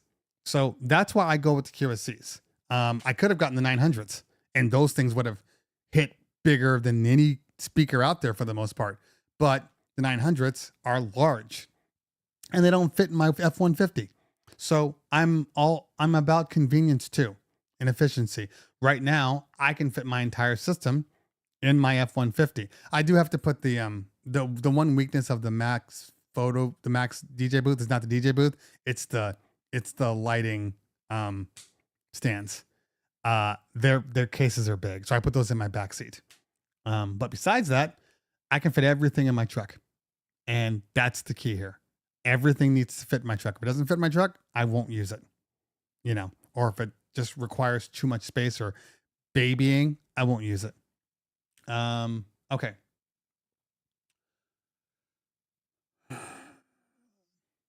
D Diesel in the building. That's one of my mods. Make sure you're following T Diesel.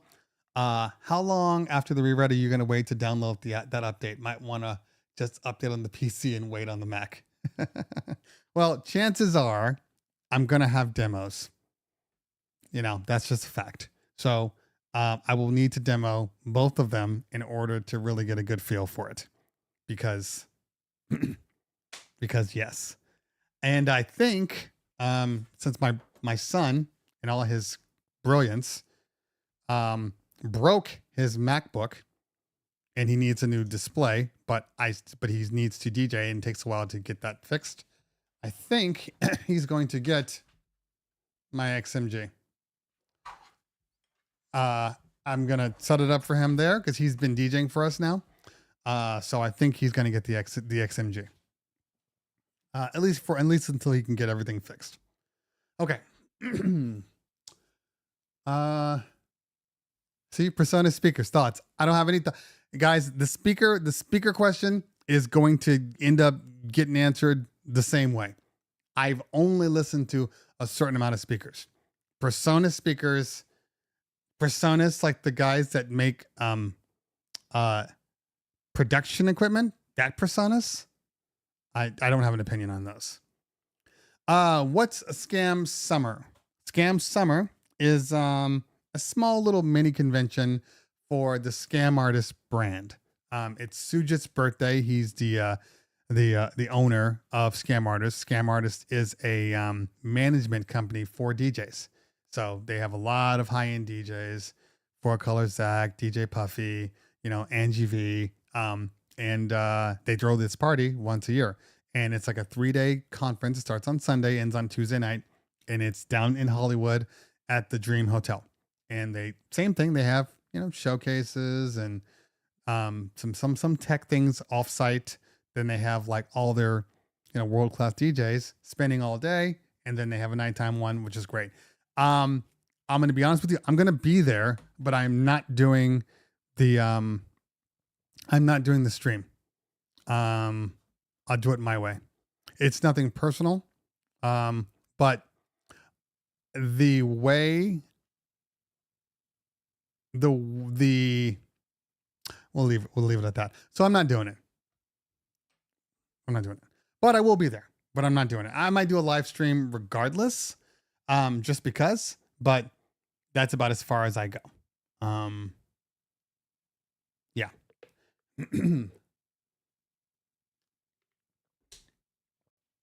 Anyway, Tony Erskine, thank you so much. Appreciate that. Okay.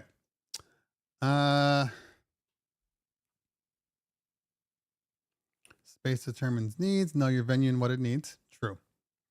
Dance in Mark's dance floor. I see you know my friend Eric. I saw him at the end of your live video from DJX. Probably so. I mean, I have to see a picture. I see a lot of people at the conferences, in all honesty. And I happen to think that DJX, I probably see more people that know me. Just because I said this to a white guy, and he looked at me like he didn't know what to say. We were chatting, and I'm like, I really do like the DJX. And he's like, oh, why do you like it? I said, well, to be honest with you, I go to a lot of conferences, and this conference in particular, there seems to be a higher contingent of black DJs and black DJs that come to the conference. So when I go to the conference, I get a lot of my fellow brothers coming up to me saying, hey, thank you for what you do. I really appreciate you. You're good representation. We need people like you in it, and we appreciate you. I can't get that anywhere else. You know what I mean? And it's not like I hear it one time. Like, I probably heard that same line maybe 30 times while I was there. And that tells me that what I'm doing actually matters. So, it kind of re-energizes me. You go to NAMM and you got all these things. Yeah, they're great and all. I'm not going to complain about them, but like I said, the contingent is just different. And I said there's a lot more black people here. And the guy looked at me like, okay, zippity doo dah. He didn't know what to say. I think people just, I don't know. I wish more people could be just like honest and upfront and not freak out when you're talking about things. I'm sure he didn't want to come off and say something that sounded even remotely racist. So he just didn't know what to do. Like, I get it, but I think it's important. Representation matters. And I don't know, one of the facts that there's a lot of African-American black DJs that don't get any love because of that. I can count on my hand how many world-class, in the spotlight black DJs there are. I can count on my hand, and there are a lot of black DJs. Now, this has nothing to do with white DJs or Latin DJs or Asian DJs or whatever. I know a whole bunch of amazing DJs across the board, but a lot of the times they do get represented. And for whatever reason, there's a stigma with black DJs. All they do is play hip hop. All they do is this. So it's not going to help our brand here. It's a shame, but it is what it is. So I do my best to try to represent us. Okay. Off the soapbox. How much difference is there between software effects and onboard effects on a controller? Well, it depends on the software you're using. I think Rekordbox effects are better than Serato effects. I think that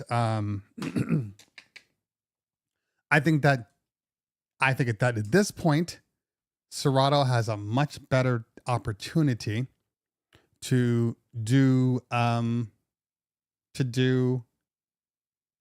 start to input into effects now that Alpha Theta owns Serato. Hopefully they're going to get some more resources, and I know there's been talk about updating their effects forever, and I've heard rumors that some units have some new effects while other, I don't know. So the bottom line here is I think it's coming. Okay.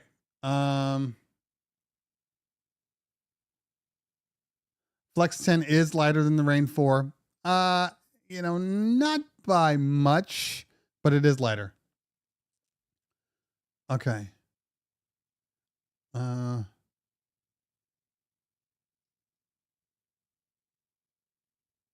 You're welcome, DJK. You're welcome. Those QSCs are great universal loudspeakers. Exactly. DJ Dynamic, it's an amazing show every time. Oh, thank you. Thank you very much, Dynamic Mike. I need a new set of speakers, but my budget is $3,000. What is your advice? $3,000.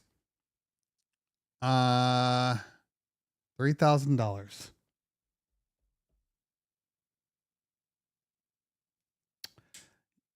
For a full setup, if you need it tops and bottoms,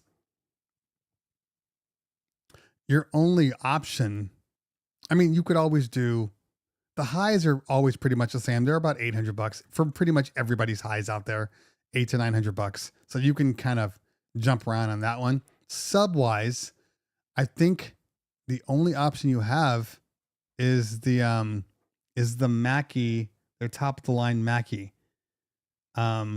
which is their Mackie. What is it? The VRM.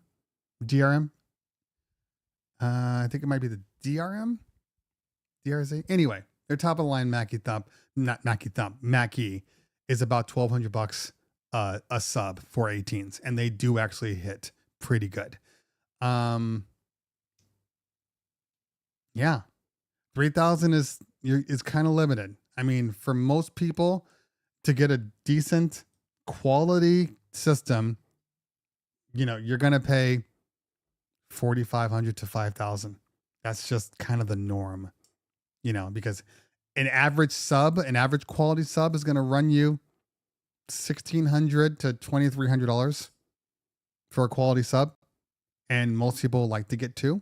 So if you get, two Mackies, that's $2,400. And then you do, you could do the Mackie 12s. That's about $700 or $800 a piece. So that's $1,600. So that's, $4,000. That's the number, 4,000 and above. So at 3,000, you could probably get away with doing, two tops and a bottom and one bottom as a start. And you can get in there under that. Anyway. But I'm sure somebody's going to be in the comments talking about something else in Yorkville, this or, I mean, there is one you could get away with maybe doing the LDs, the ICOA subs. Those things hit. Those things are cheap. They're big, but they definitely hit. Victor says, will we see a Pioneer controller similar to Flex 10 with paddles or a 9 style mixer with paddles or an A9 style? I don't think we're going to see the A9 style. I think they're going to keep the paddles on the battle mixers. So I think, that's just going to be what it is. Flex 10 with paddles. I mean, basically you're saying, are we going to see a 4-channel with paddles? Which I don't know. I don't know that they want to do that, in all honesty. I don't know. I mean, in all honesty, it's busy. Even on the Rain 4, the 4 channels, I mean, you're still probably only using 2 of them at a time anyway. I think they could get away with doing like like they did with the Rev 5, because that's a 4-channel. Yorkville makes great speakers, but they're antiquated style and very heavy. Yeah, there you go. Okay. I fit my full-size medium system in a Malibu. Yes. Well, that's kind of how I feel like when I bring out my LDs. I'm like, I can put this anywhere. This is amazing. When my son DJs, I don't want him to take them, but he'll probably take my LDs just because he's driving an Echo Sport and I think it's small as hell. So he'll probably take the LDs. Maybe he could take the Bose too. But the LD, it's just so small. Come to Harvest of Sound, hear all the speakers yourself. Exactly, Philip. Hold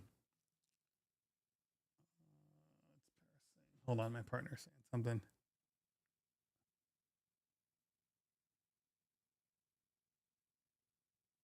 Oh, okay. That's what he wants. All right.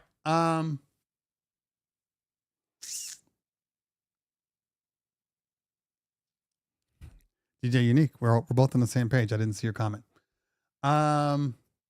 What's Serato rewrite? Serato is in the process of rewriting their software. They need it. They're about 3 years behind.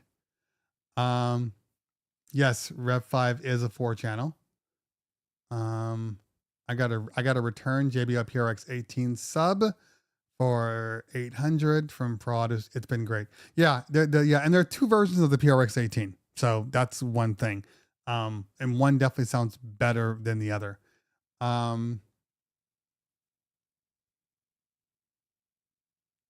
Matthew says there are so many crazy talented DJs of all races. What I love about the convention is seeing us all come together over shared passion and nerding out over things. See, Matthew, that is the politically correct white person thing to say. And I love you for it. I am not a white person, so I'm speaking on behalf of the black people. But I agree with you. But I just think look, I know the world wants everybody. Just everybody is everybody. You know, when everybody is everybody, then we won't have to say that anymore. But we're not there. Everybody is not everybody, and there's definitely different positions for everybody out there. And until everybody's position is the same, you know, you're going to hear me speak up a little more. What kind of live stream camera do you use? That is a very good question, DJ Tony. Very good question. Hold on one moment here. Let me bring this up. I need something short. I am really excited about moving forward with our party. Yeah, I'm excited too. It should be a really good party. Just got a couple more questions before I sign the contract. So if you don't mind, let me just get out my questions here. One, what kind of lighting do you use? Specifically, do you use Chauvet? Yeah, I have a whole bunch of Chauvet lights, but I have a lot of other ones. There's a lot of good companies out there. Okay.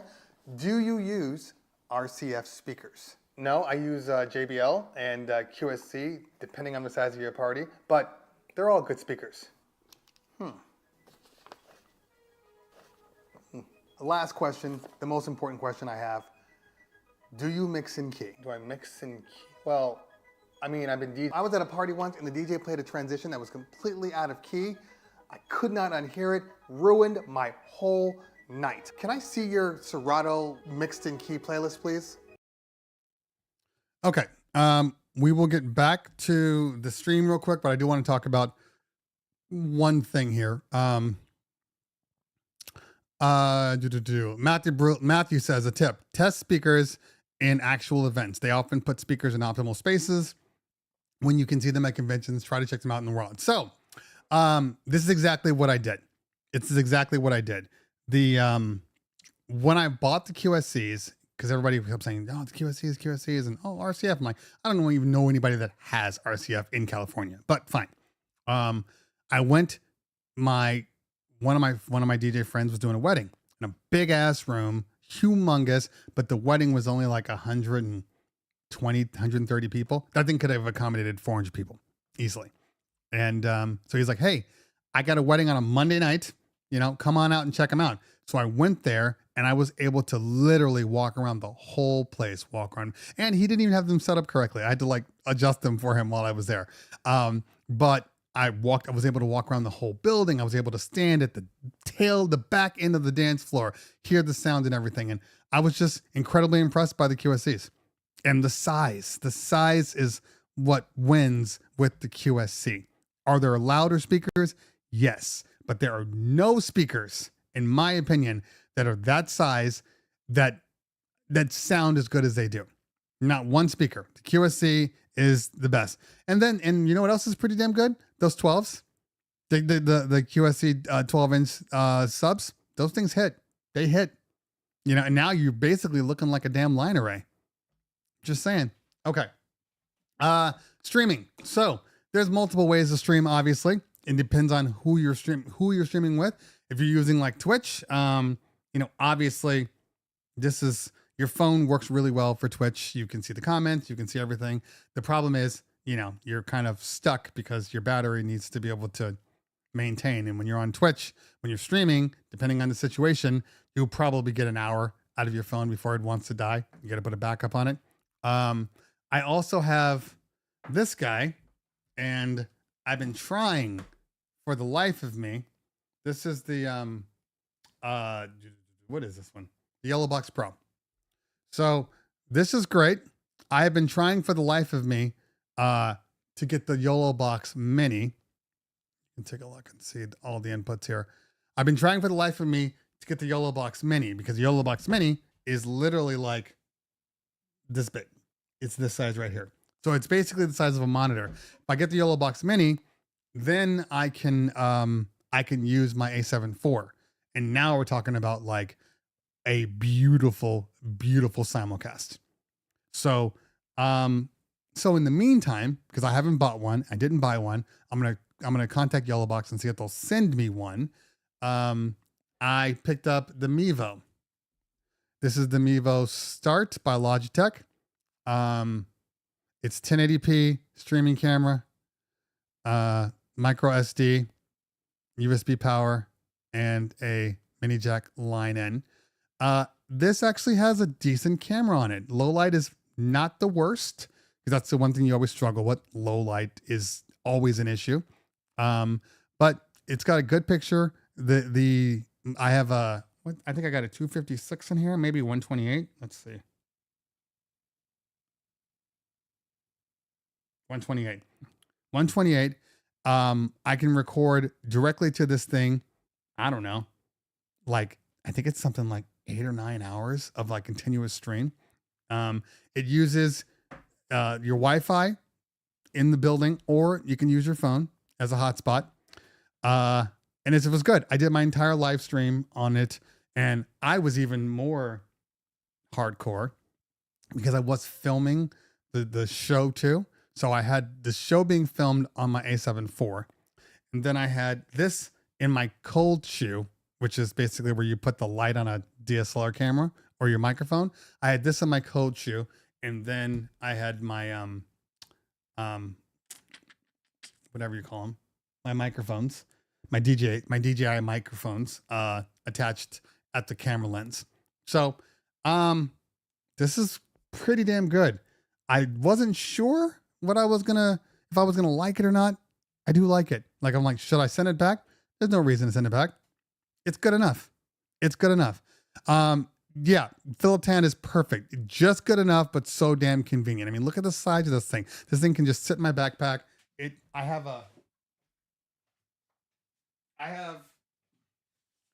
have this stand, which I used to use for my iPhone gimbal.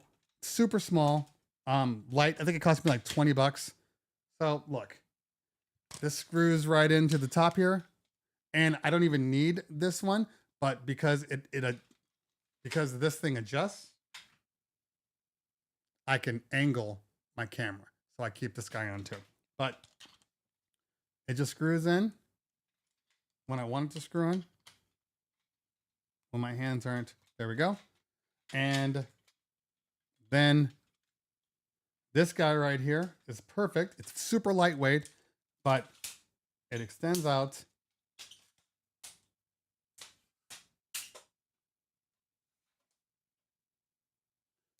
All the way up to there. So if you're looking at height wise,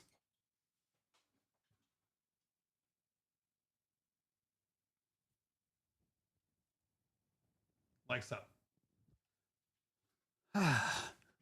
So it's definitely a good camera. You can throw this guy in a corner somewhere. And you don't have to just live stream. It will record to the SD card too. So if you want to use this as like a kind of incognito streaming device for your shows and all that stuff, and you didn't want to hook up your big ass camera, or you put your phone somewhere where it's too far away from you, this will record directly. Matter of fact, let's see. I haven't charged it since I came back, and I am sitting at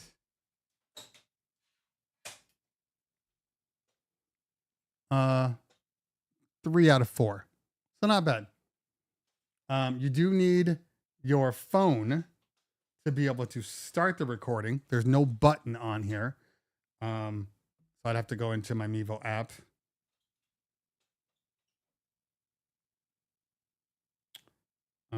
Which is just a regular Mevo. I think this is the one. Yeah. So look, and there's an update available already. Okay, I'm going to try that. Connect Mevo. It's connected to my internet already because my phone is on the internet. So it's just going to hotspot. And then there you go.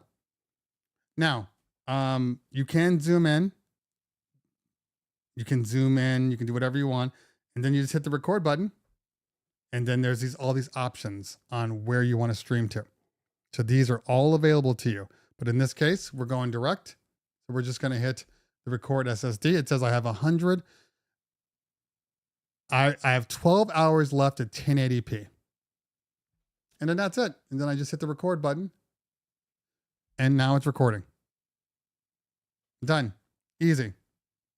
And Philip says about 6 hours of recording on one charge. There you go. Yeah. And in here, the quality is, if there's enough light, the quality is pretty good. It's still not my camera. I mean, look at my camera. It's not that. It'll never be that. So that's why I kind of want the other one, because I'm bougie. I'm bougie, and if I can get the best quality, I want the best quality. I want to be the best. Look, all DJs on a certain level want to be the best. Even if you don't say it, even if you truly believe that there's a whole bunch of people out there that are amazing and you love them all, like I do, you still want to be the best. You still want to have the best video, or, the best DJ set, or the best scratch routine, or whatever. You still want. I'll give you an example. Oh, thanks, Philip. Appreciate that. I'll check that out. I'll give you an example. So at DJX, Scratch Bastard performed on Tuesday night. And that was one of the reasons why I wanted to go do it. Well, let's see. So Philip's saying you can configure it, but Keith is saying you just hit the button again and it will record. All right. We'll wait for it to pop back up. So as soon as this thing turns. All right, let's see.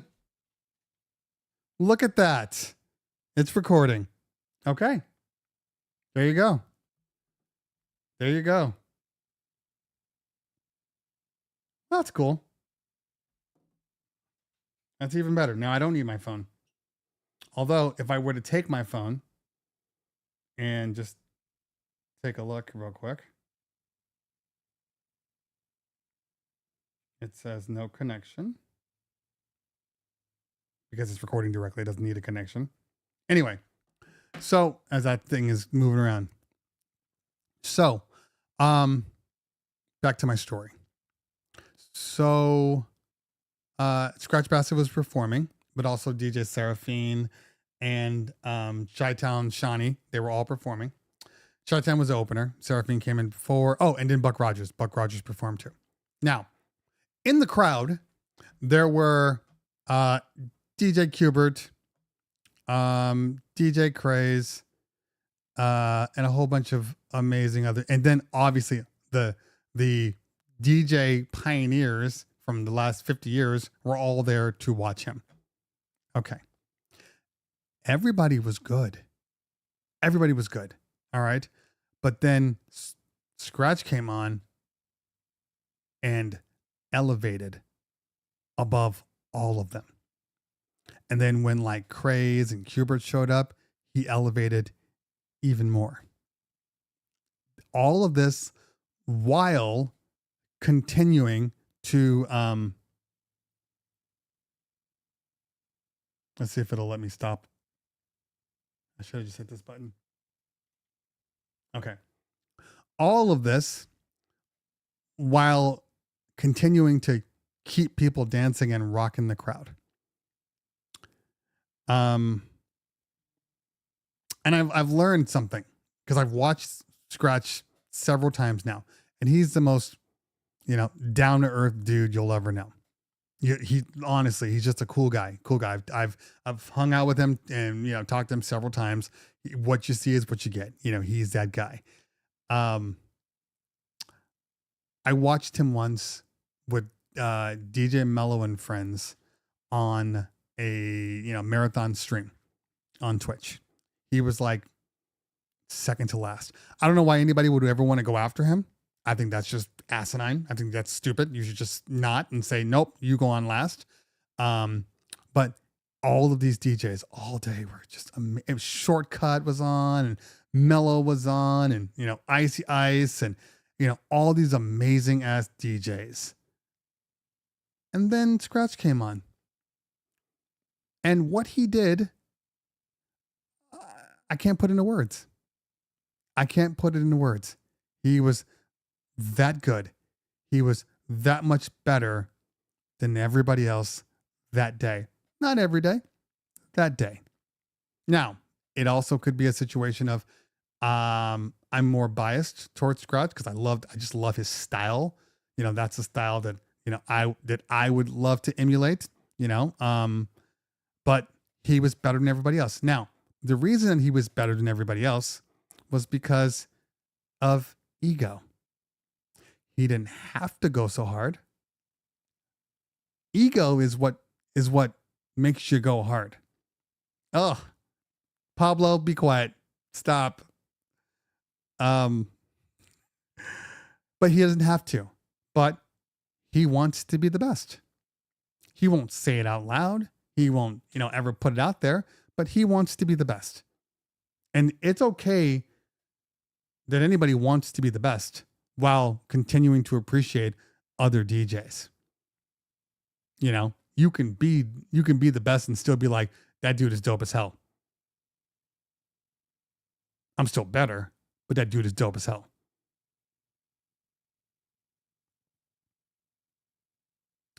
So, and when you see people, when he's, what's the word? I'm thinking of like anime, what do they call it? Transformation. When he goes into his transformation and he turns into like Super Scratch. When you're watching people like Hubert and Craze, and Buck, and they're just like shaking their head, like that's how you know. That's how you know where you're sitting, because Craze is stupid good, Anyway, what time is it? 12:17. All right, we got no more than 10 more minutes, and then I'm gonna bounce. I want to eat. Got conference calls. I got videos to shoot. I have probably 7 or 8 videos that I need to get out. One of them in particular, I really do want everybody to watch because it's a new format that I'm doing. I'm interviewing, doing a day in the life of like an amazing DJ, and I do an interview and I shoot their show. And the first one that I did was Habib Beats, and I think you guys are gonna like it. It's definitely different than anything else I've done. It's more documentary style, but once I edit it, I need you guys to make sure that you're on there. I need to make sure you guys are watching it and sharing it, because it's the kind of video that potentially could tank. It could tank, but there's a lot of good that's going to come out of that. So that's going to be my first one. I'm going to try to do maybe one a month for those exposés. And the fact that I will probably have some of the music on there. So I'm not going to be able to monetize it. So even if it does get, a ridiculous amount of views, so I'm trying to turn that into a sponsorship type thing with other companies. So if you guys could make sure you support, I know you guys watch the videos, but those in particular, those are going to be new ones and they could flop.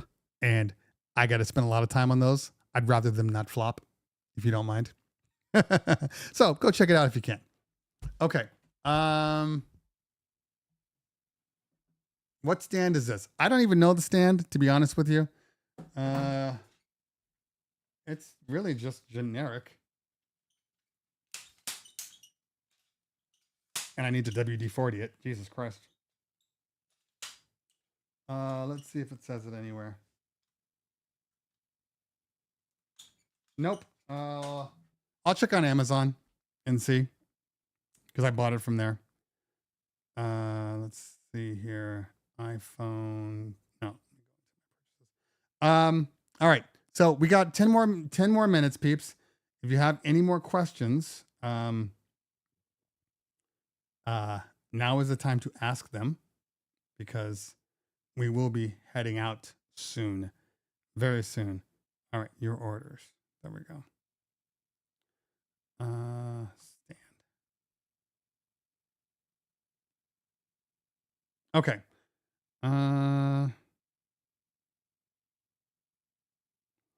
Oh, easy enough. It's just called Selfie Stick Tripod.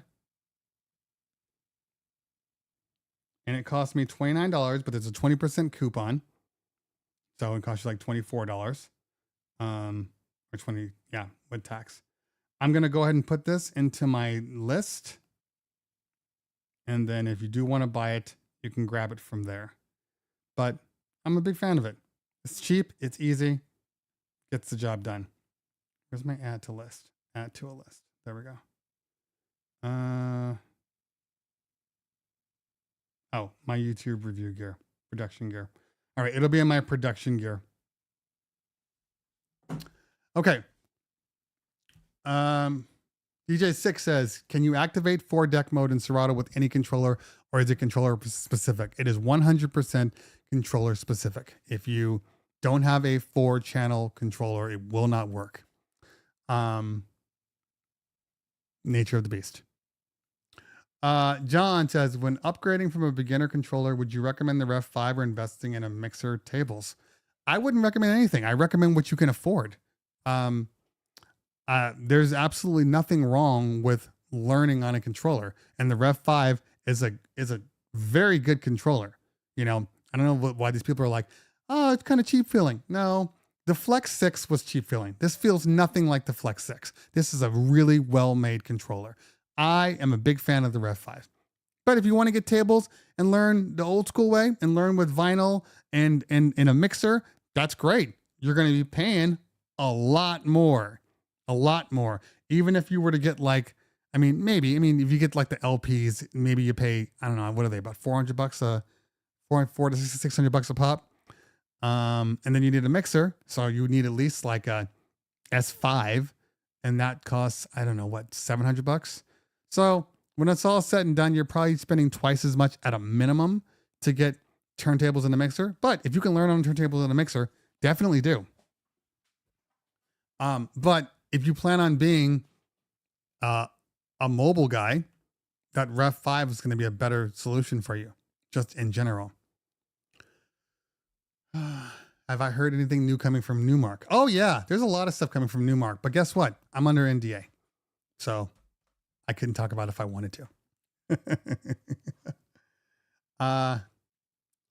Jansen Mac, do Mackie Thumb Go speakers pair to each other if you run a pair on them? So there is a dedicated direct connect button on the Mackie Thumb Go, and it will run simultaneously wirelessly on Bluetooth only. If you plug in an XLR, now you have to run another XLR out to the other speaker. There's no, or one of the wireless XLRs will work too. Mevo also fits on a mic stand. Good to know. Okay. Let's see here. Would you consider releasing those videos on members only first and on mainstream a few days later? Which videos are we talking to, Sobra? Which ones are we talking about? Oh, you're talking about the like the ones. Yeah, I can definitely do that. Absolutely. Yeah, I actually will. I might even start with my gig logs that way too. Absolutely. 100%. So is a DDJ 1000 considered a 4-channel controller, or is just the mixer section? No, man. No, it's got 4 dedicated faders. It is a 4-channel controller. Hold on.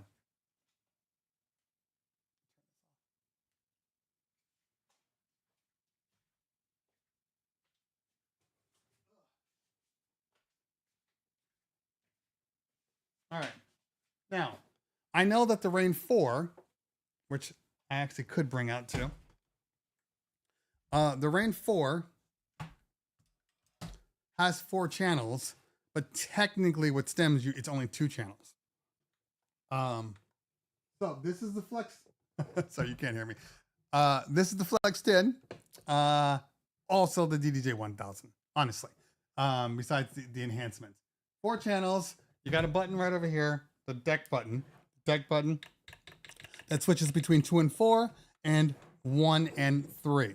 So it is 4 channels. You don't need 4 jogs.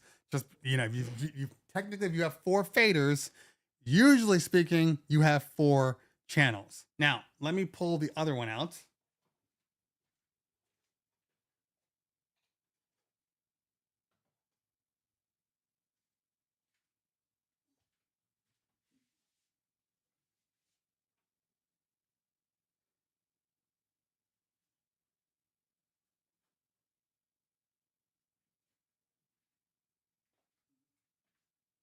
All right.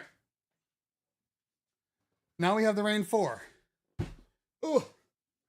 Oh, this beast. All right. Rain 4. Look up top here. And you see that it has line and USB switches right here. Okay. And then you have switches here too.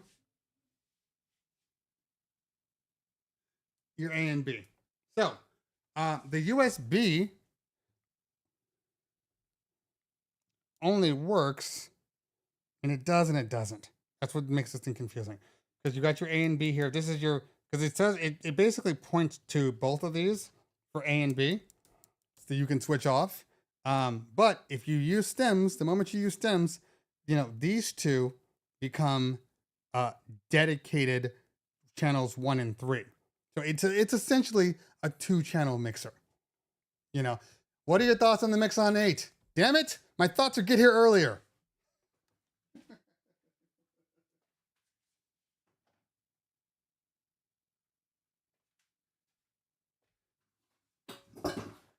Oh, now I'm super high. I partially kid, but I'm partially serious. You guys got to get here 10 a.m. That's when we start the show. We're at the tail end of this show now. So now we're not going to repeat for all the people that have been on, but the review should be out shortly. You can watch the stream a little later on and, you know, get it all in there. Okay. For everybody else, what was your first exposure to DJing hip hop? I was a b-boy. So I've been DJing since, I was, about, I want to say 13 years old, off and on. So that's my first exposure was b-boying, the DJ. We became really good friends. He started to mentor me. I learned how to DJ on vinyl from him, and but never scratching. He wasn't really a scratcher, so I didn't develop scratching until much later on in life, much later on. You know, and I'm still working on it, and I'm not even anywhere near what some of these people are. So down a little bit. So yes, long time ago, I was a dancer. I was a hip hop dancer, DJ, MC. I did all the forms except I sucked at art. I sucked at graffiti. Could never do it. What was I gonna say here? Oh yeah, just wanted to see what our numbers are at before I leave. My internet sucks here, which is why I go direct, because I can't get on. Do I think being a dancer made me a better DJ? I mean, I think it gives you a better understanding of rhythm and music. So I think that's important. I also think that I think the best thing you can do as a DJ is in all honesty is start to produce music. I think that that's the one that gave me the understanding of music theory, you know, patterns, how to make the song correct. And then, you know, knowing all that I know and knowing between individual instruments and layers and knowing all that stuff allowed me to, even when I didn't know a song or don't know a song, like I know how it should go. So I can kind of assume. And if I know the music, then I don't have to spend, you know, hours at a time, kind of going through and working on routines as much because I know my music so well. But all of it helps. All of it. My son's is a dancer, and he's a tap dancer too, and his rhythm is completely on point. He completely understands, so it does work. Don Rafa. Oh, thank you, man. Appreciate that. Okay. Do you think Pioneer DJ is going to continue to develop record box DMX? I mean, look, there are people, I know people think that nobody uses record box. I know everybody uses Serato, but that is so far from the truth. There are a number of people that only use record box. That is their jam. That's what they love. You can't take it away from them. And so for them, the record, DMX and stuff like that is great. It's great. What I hope what will happen is not so much that record box stops making their DMX, but they just make it cross-platform and it works in Serato too. That's all they really need to do. That's all they really need to do. And then all of a sudden, this Flex 10 port for DMX becomes available for everybody. That is such a California way of thinking. In Europe, DJs even, mixed master G. I'm not saying that people don't. I'm saying that record box is more popular than people give it credit for. That's all I'm saying. That's all I'm saying. And you can continue to use Tractor all you want. I'm not even going to say anything mean right now. I'm going to be nice. I'm going to let it go. Okay. Even if you're Eastern time here, get here at 10. Exactly. I mean, in all honesty, I know Kova does his show at 10 a.m. on, Wednesdays and Fridays. But when I went and did a show live with him when I was in Florida, I'm going to tell you this. It's so much easier doing a show at 1 o'clock. It is so much easier. I know it's 10 a.m. for me, but it's 1 o'clock out there. 1 o'clock's a breeze. Honestly, but I don't want to do a 4 o'clock show. 10 a.m. is good for me, but,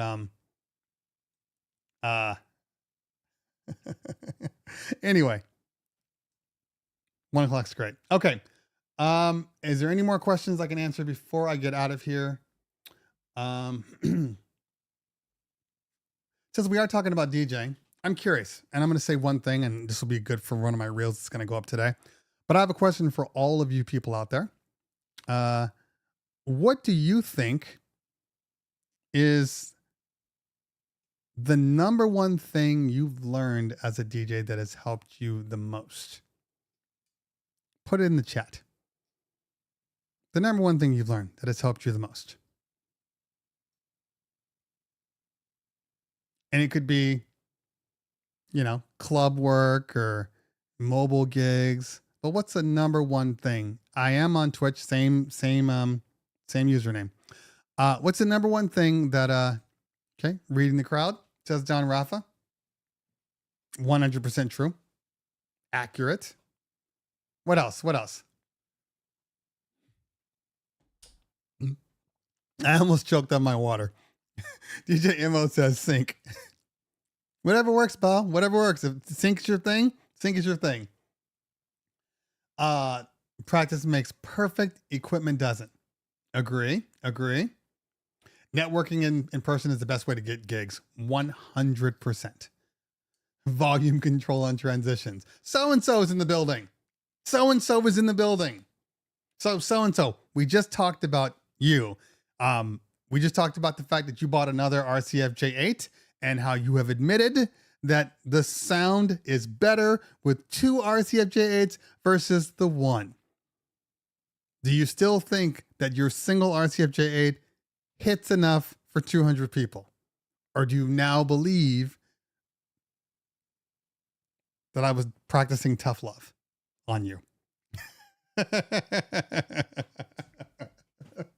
Way better. Perfect. I'm only here to help. In a club, know the demographics. Wedding, know the couple and their backstory. Build rapport. You can't purchase skills. Practice. Be careful who you get advice from. That's true. Learn from otters, says Roy. Learn from otters. I know he meant others. Networking with other DJs. Absolutely. Beat matching and transitions. Okay.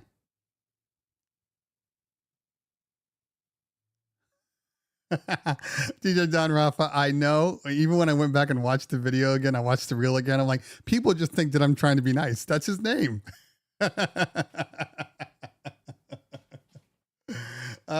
Watching the movie Scratch. Okay, I want to take lessons from otters. Someone invent an otter scratch. Listening to Tech Thursday with CT. I'm okay with that. I'm okay. I will say this though. If anybody else says to me, like when I did my the beat juggle on there, it wasn't a complicated beat juggle. I mean, it just was something to just show you the that there's no drift. And I still to this day get people that are like, all right, Terry Cleveland. And not only do they call me Terry Cleveland, which isn't my name, they also misspell Cleveland a lot. I can't get over how many people misspell Cleveland. So I did I have this video coming out too. This video, I did a YouTube channel. It was a solar powered battery backup, like wilderness company. And I was the in between entertainment. You know, they wanted a DJ out there. We were all on battery power, you know, so it was cool. Anyway, I do this thing and I have like a 5-minute window, but the key here was, you couldn't play any commercial music. That was the key. It had to be all, licensed or non-licensed music. So, and to top it off, not only was it non-licensed music, they didn't want like hip hop. They're like, we want it to be more housey, house vibe and all this stuff. So I had to like completely go in and find all of this music. Now I'm on Epidemic Sound. Epidemic Sound is a company that that this is their focus. This is what they do. They do, non-licensed music for YouTube, for Instagram, and you just pay a monthly fee and you have access to it. And they have live music, they have actual like real albums of people. Like it's a great thing. Anyway, and I use that always for like any of my music on here, of my intro, all that stuff. It is all Epidemic music, Epidemic Sound. So I pulled all this music and then I went in and I literally mixed unheard of, unusable music, but music that was good, that sounded good. And it went off really, really well. So I'm going to put a video out on that one too. Because it works. But these Clevelands are horrible. Now, this is one thing I will say that has helped me lately. And I know this is something that affects a lot of the controller DJ generation. If you want to be a club DJ, and I'm not talking about just like, oh, house DJ, I'm talking about open format, maybe it's a hip hop club, maybe it's EDM, whatever. Most of the time, a lot of these clubs, a lot of them still, especially in LA. So don't try to translate this into the real world, into the whole world. But I'm talking about especially in like LA, California, a lot of clubs, especially open format, still use turntables. So the one thing that I have learned to do is mix, work on routines, do everything on +8, -8. Now, why does this matter? Well, it matters because if you are doing a +16 to -16, you have a lot more range on the pitch fader, right? So you can go to faster, higher speeds. The problem is, one problem in particular, if you are DJing at nightclubs and you're used to DJing on that plus 16, minus 16, what you're going to run into is you're going to walk into the club and their turntable, their Technics MK3 is only going to go up to plus 8. And then all of your ability to mix, all of that stuff goes out the door. And now you are struggling and trying to make things work when they were always intentionally supposed to work on plus 16. So I'm not saying don't use plus 16. You know, if you're doing larger transitions and it's something intentional, then yeah, switch to 16 real quick and do your mix and then get out. But if you are a DJ that wants to DJ clubs, stick to plus 8. It'll make you a better DJ, and then you won't have to worry about walking into a situation that you can't control. Just an opinion, though. And don't take yourself too seriously. Joe with the $5 super chat says, know the music. Hip hop, rap is hard to mix. I'm a beginner after listening to the same playlist during COVID. You know, it's not so much that it's hard to mix. I think hip hop is the same as like Latin. There's a style to it. There's an understanding that you have to have. I mean, technically speaking, even house has different variations, and people mix house, and a lot of times they mix house poorly because the beat's always the same. So even when you're making bad transitions, it's not so obvious. You make a bad transition in hip hop and it's much more in your face. And I think that's the only difference. But you really just have to know your music. And Mac Joseph says the Opus Quad needs beat source, title, and Dropbox. Yeah. That's important. Pitches be tripping. Exactly. Yeah. So once I moved to plus 8, minus 8, I mean, my shows have been so much better. Cause you know, sometimes you're DJing, let's say you're DJing at plus 16 and things that you thought worked don't work in plus 8. Maybe you needed that plus 9 or plus 10.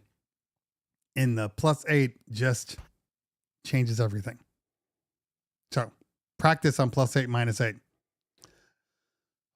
Okay, J Pistol, last one, and then we're out here. 1242. What is a good mobile hotspot for DJ connection? I don't know what that question means. A good mobile hotspot is the hotspot that you have in your pocket. So, a phone hotspot works just fine. You can get yourself a dedicated hotspot from like Verizon or, you know, is Sprint still around? What do they call that place? What's the other one? AT&T. You know, you can get yourself some hotspots from there.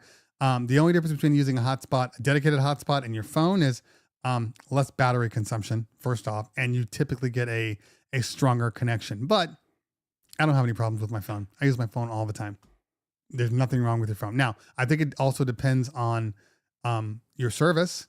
I think Verizon offers hotspots by default on specific plans, but others don't. So it just depends. Do you still subscribe to record pools? I do. I use 2 religiously, 2 to 3 religiously, and then 1 when I'm trying to find just super cool stuff. Verizon is great in most areas except for one area. That's when I was in Florida, and for whatever reason, the hotel we were at, especially the convention room, wasn't just a dead zone. It was an SOS zone. So if you guys use Verizon, you guys know when you lose connection, you get the SOS. That means there's absolutely nothing. You're dead in the water. But for whatever reason, AT&T worked perfectly. So that was bad. That was my worst experience with it. All right. Okay. Let's see here. But with Tidal, will record pools die out? I don't think record pools are going to die. I think they're going to be just fine. I think that is a conspiracy theory brought on by the man to stop us from downloading music. But I don't think they're going away. I mean, there's always bootleg pools. That's not going to go away. All right. DJ Mo, thank you for the super chat. Appreciate you for the first super chat. I got 2 first-time super chats, and I appreciate both of you. Thank you so much. Music hoarding. Yeah, I no longer hoard. You know, I've actually been deleting a lot of music that I don't care to have. You know, now I'm not deleting my main stuff, but like any obscure stuff that like I don't want for personal use, I'm getting rid of it. Don't need it anymore. I can just stream it. I'm fine with that. You know, I know people are like, I don't want to stream. I'm not saying you stream in a dead zone. I'm saying know the place you're going to be at. Know what the Wi-Fi situation is. Don't stream things that are important to the party itself. Like if you have a first dance or a grand entrance song, you want to make sure you have that song on your local. But if it's some random request, I'm streaming that. I'm absolutely streaming that now. I don't need that on my hard drive. So there's a lot of options out there.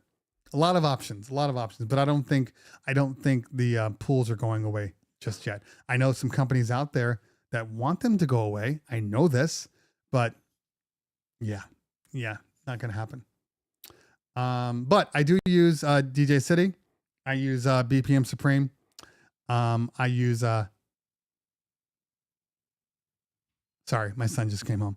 I use Headliner Music Club for all the super dope remixes. And DMS, Direct Music Services, I use, which has actually a very good catalog. But I know there's a whole bunch of them. Okay. Recently downloaded Russian music. Don't know if I want to keep it. You know, BPM Supreme needs streaming. You make it seem like it's just that easy, Mac. That's a hard situation. You can't just turn on your stream. You got to get licenses and sign contracts from all of these labels. It's a lot of work. It is a lot of work. I would keep the Russian, Don Rafa. I'd keep the Russian. Anytime I do, you know, stuff that is like stuff not like I have Persian music that I don't play too often, but I keep it. My deep Israeli music, obviously Latin I keep. I do have a Russian one. I have a Bollywood folder. That stuff I keep. You got to keep them. Okay. 12:47. It's time for me to go. I've been on for almost 3 hours now and I'm tired and I need to eat some food and get on my calls and go back to the gym. All this traveling has prevented me from getting to the gym. I'm going back to the gym. I need to. Definitely need to. I got a plan. Anyway, I want to thank, we still have 119 people on the stream. Thank you so much for hanging with me. I think we got up to about 170. Make sure you guys hit the like before you leave. Hit the like, let people know that this is a good stream. We want more and more people on the stream. They need to know. And yes, I will be back on next Thursday, but there will be at least 2 more videos coming out in the next 4 to 5 days that I will put out. And it should be a good time always. I'm going back to Cali when you head home. The original, the LL Cool J one. That's the one I do. Okay. Thank you guys again. Appreciate everybody. Appreciate all the members for supporting me and all the super chats today. You know, appreciate it. You know, we want to get as many members as possible because those members will 100% help my documentary videos. Absolutely. You know, if I have, 100 members, 200 members, I'm fine. I don't care what it is because I know, that a lot of that stuff I'm making up for on the back end. Kayla, thank you. That is perfect. That is perfect. I know we all have parties this weekend. I got 2 of them. So make sure you guys all have great parties as always. And, we'll see you next week. Peace out. Peace out. Peace out.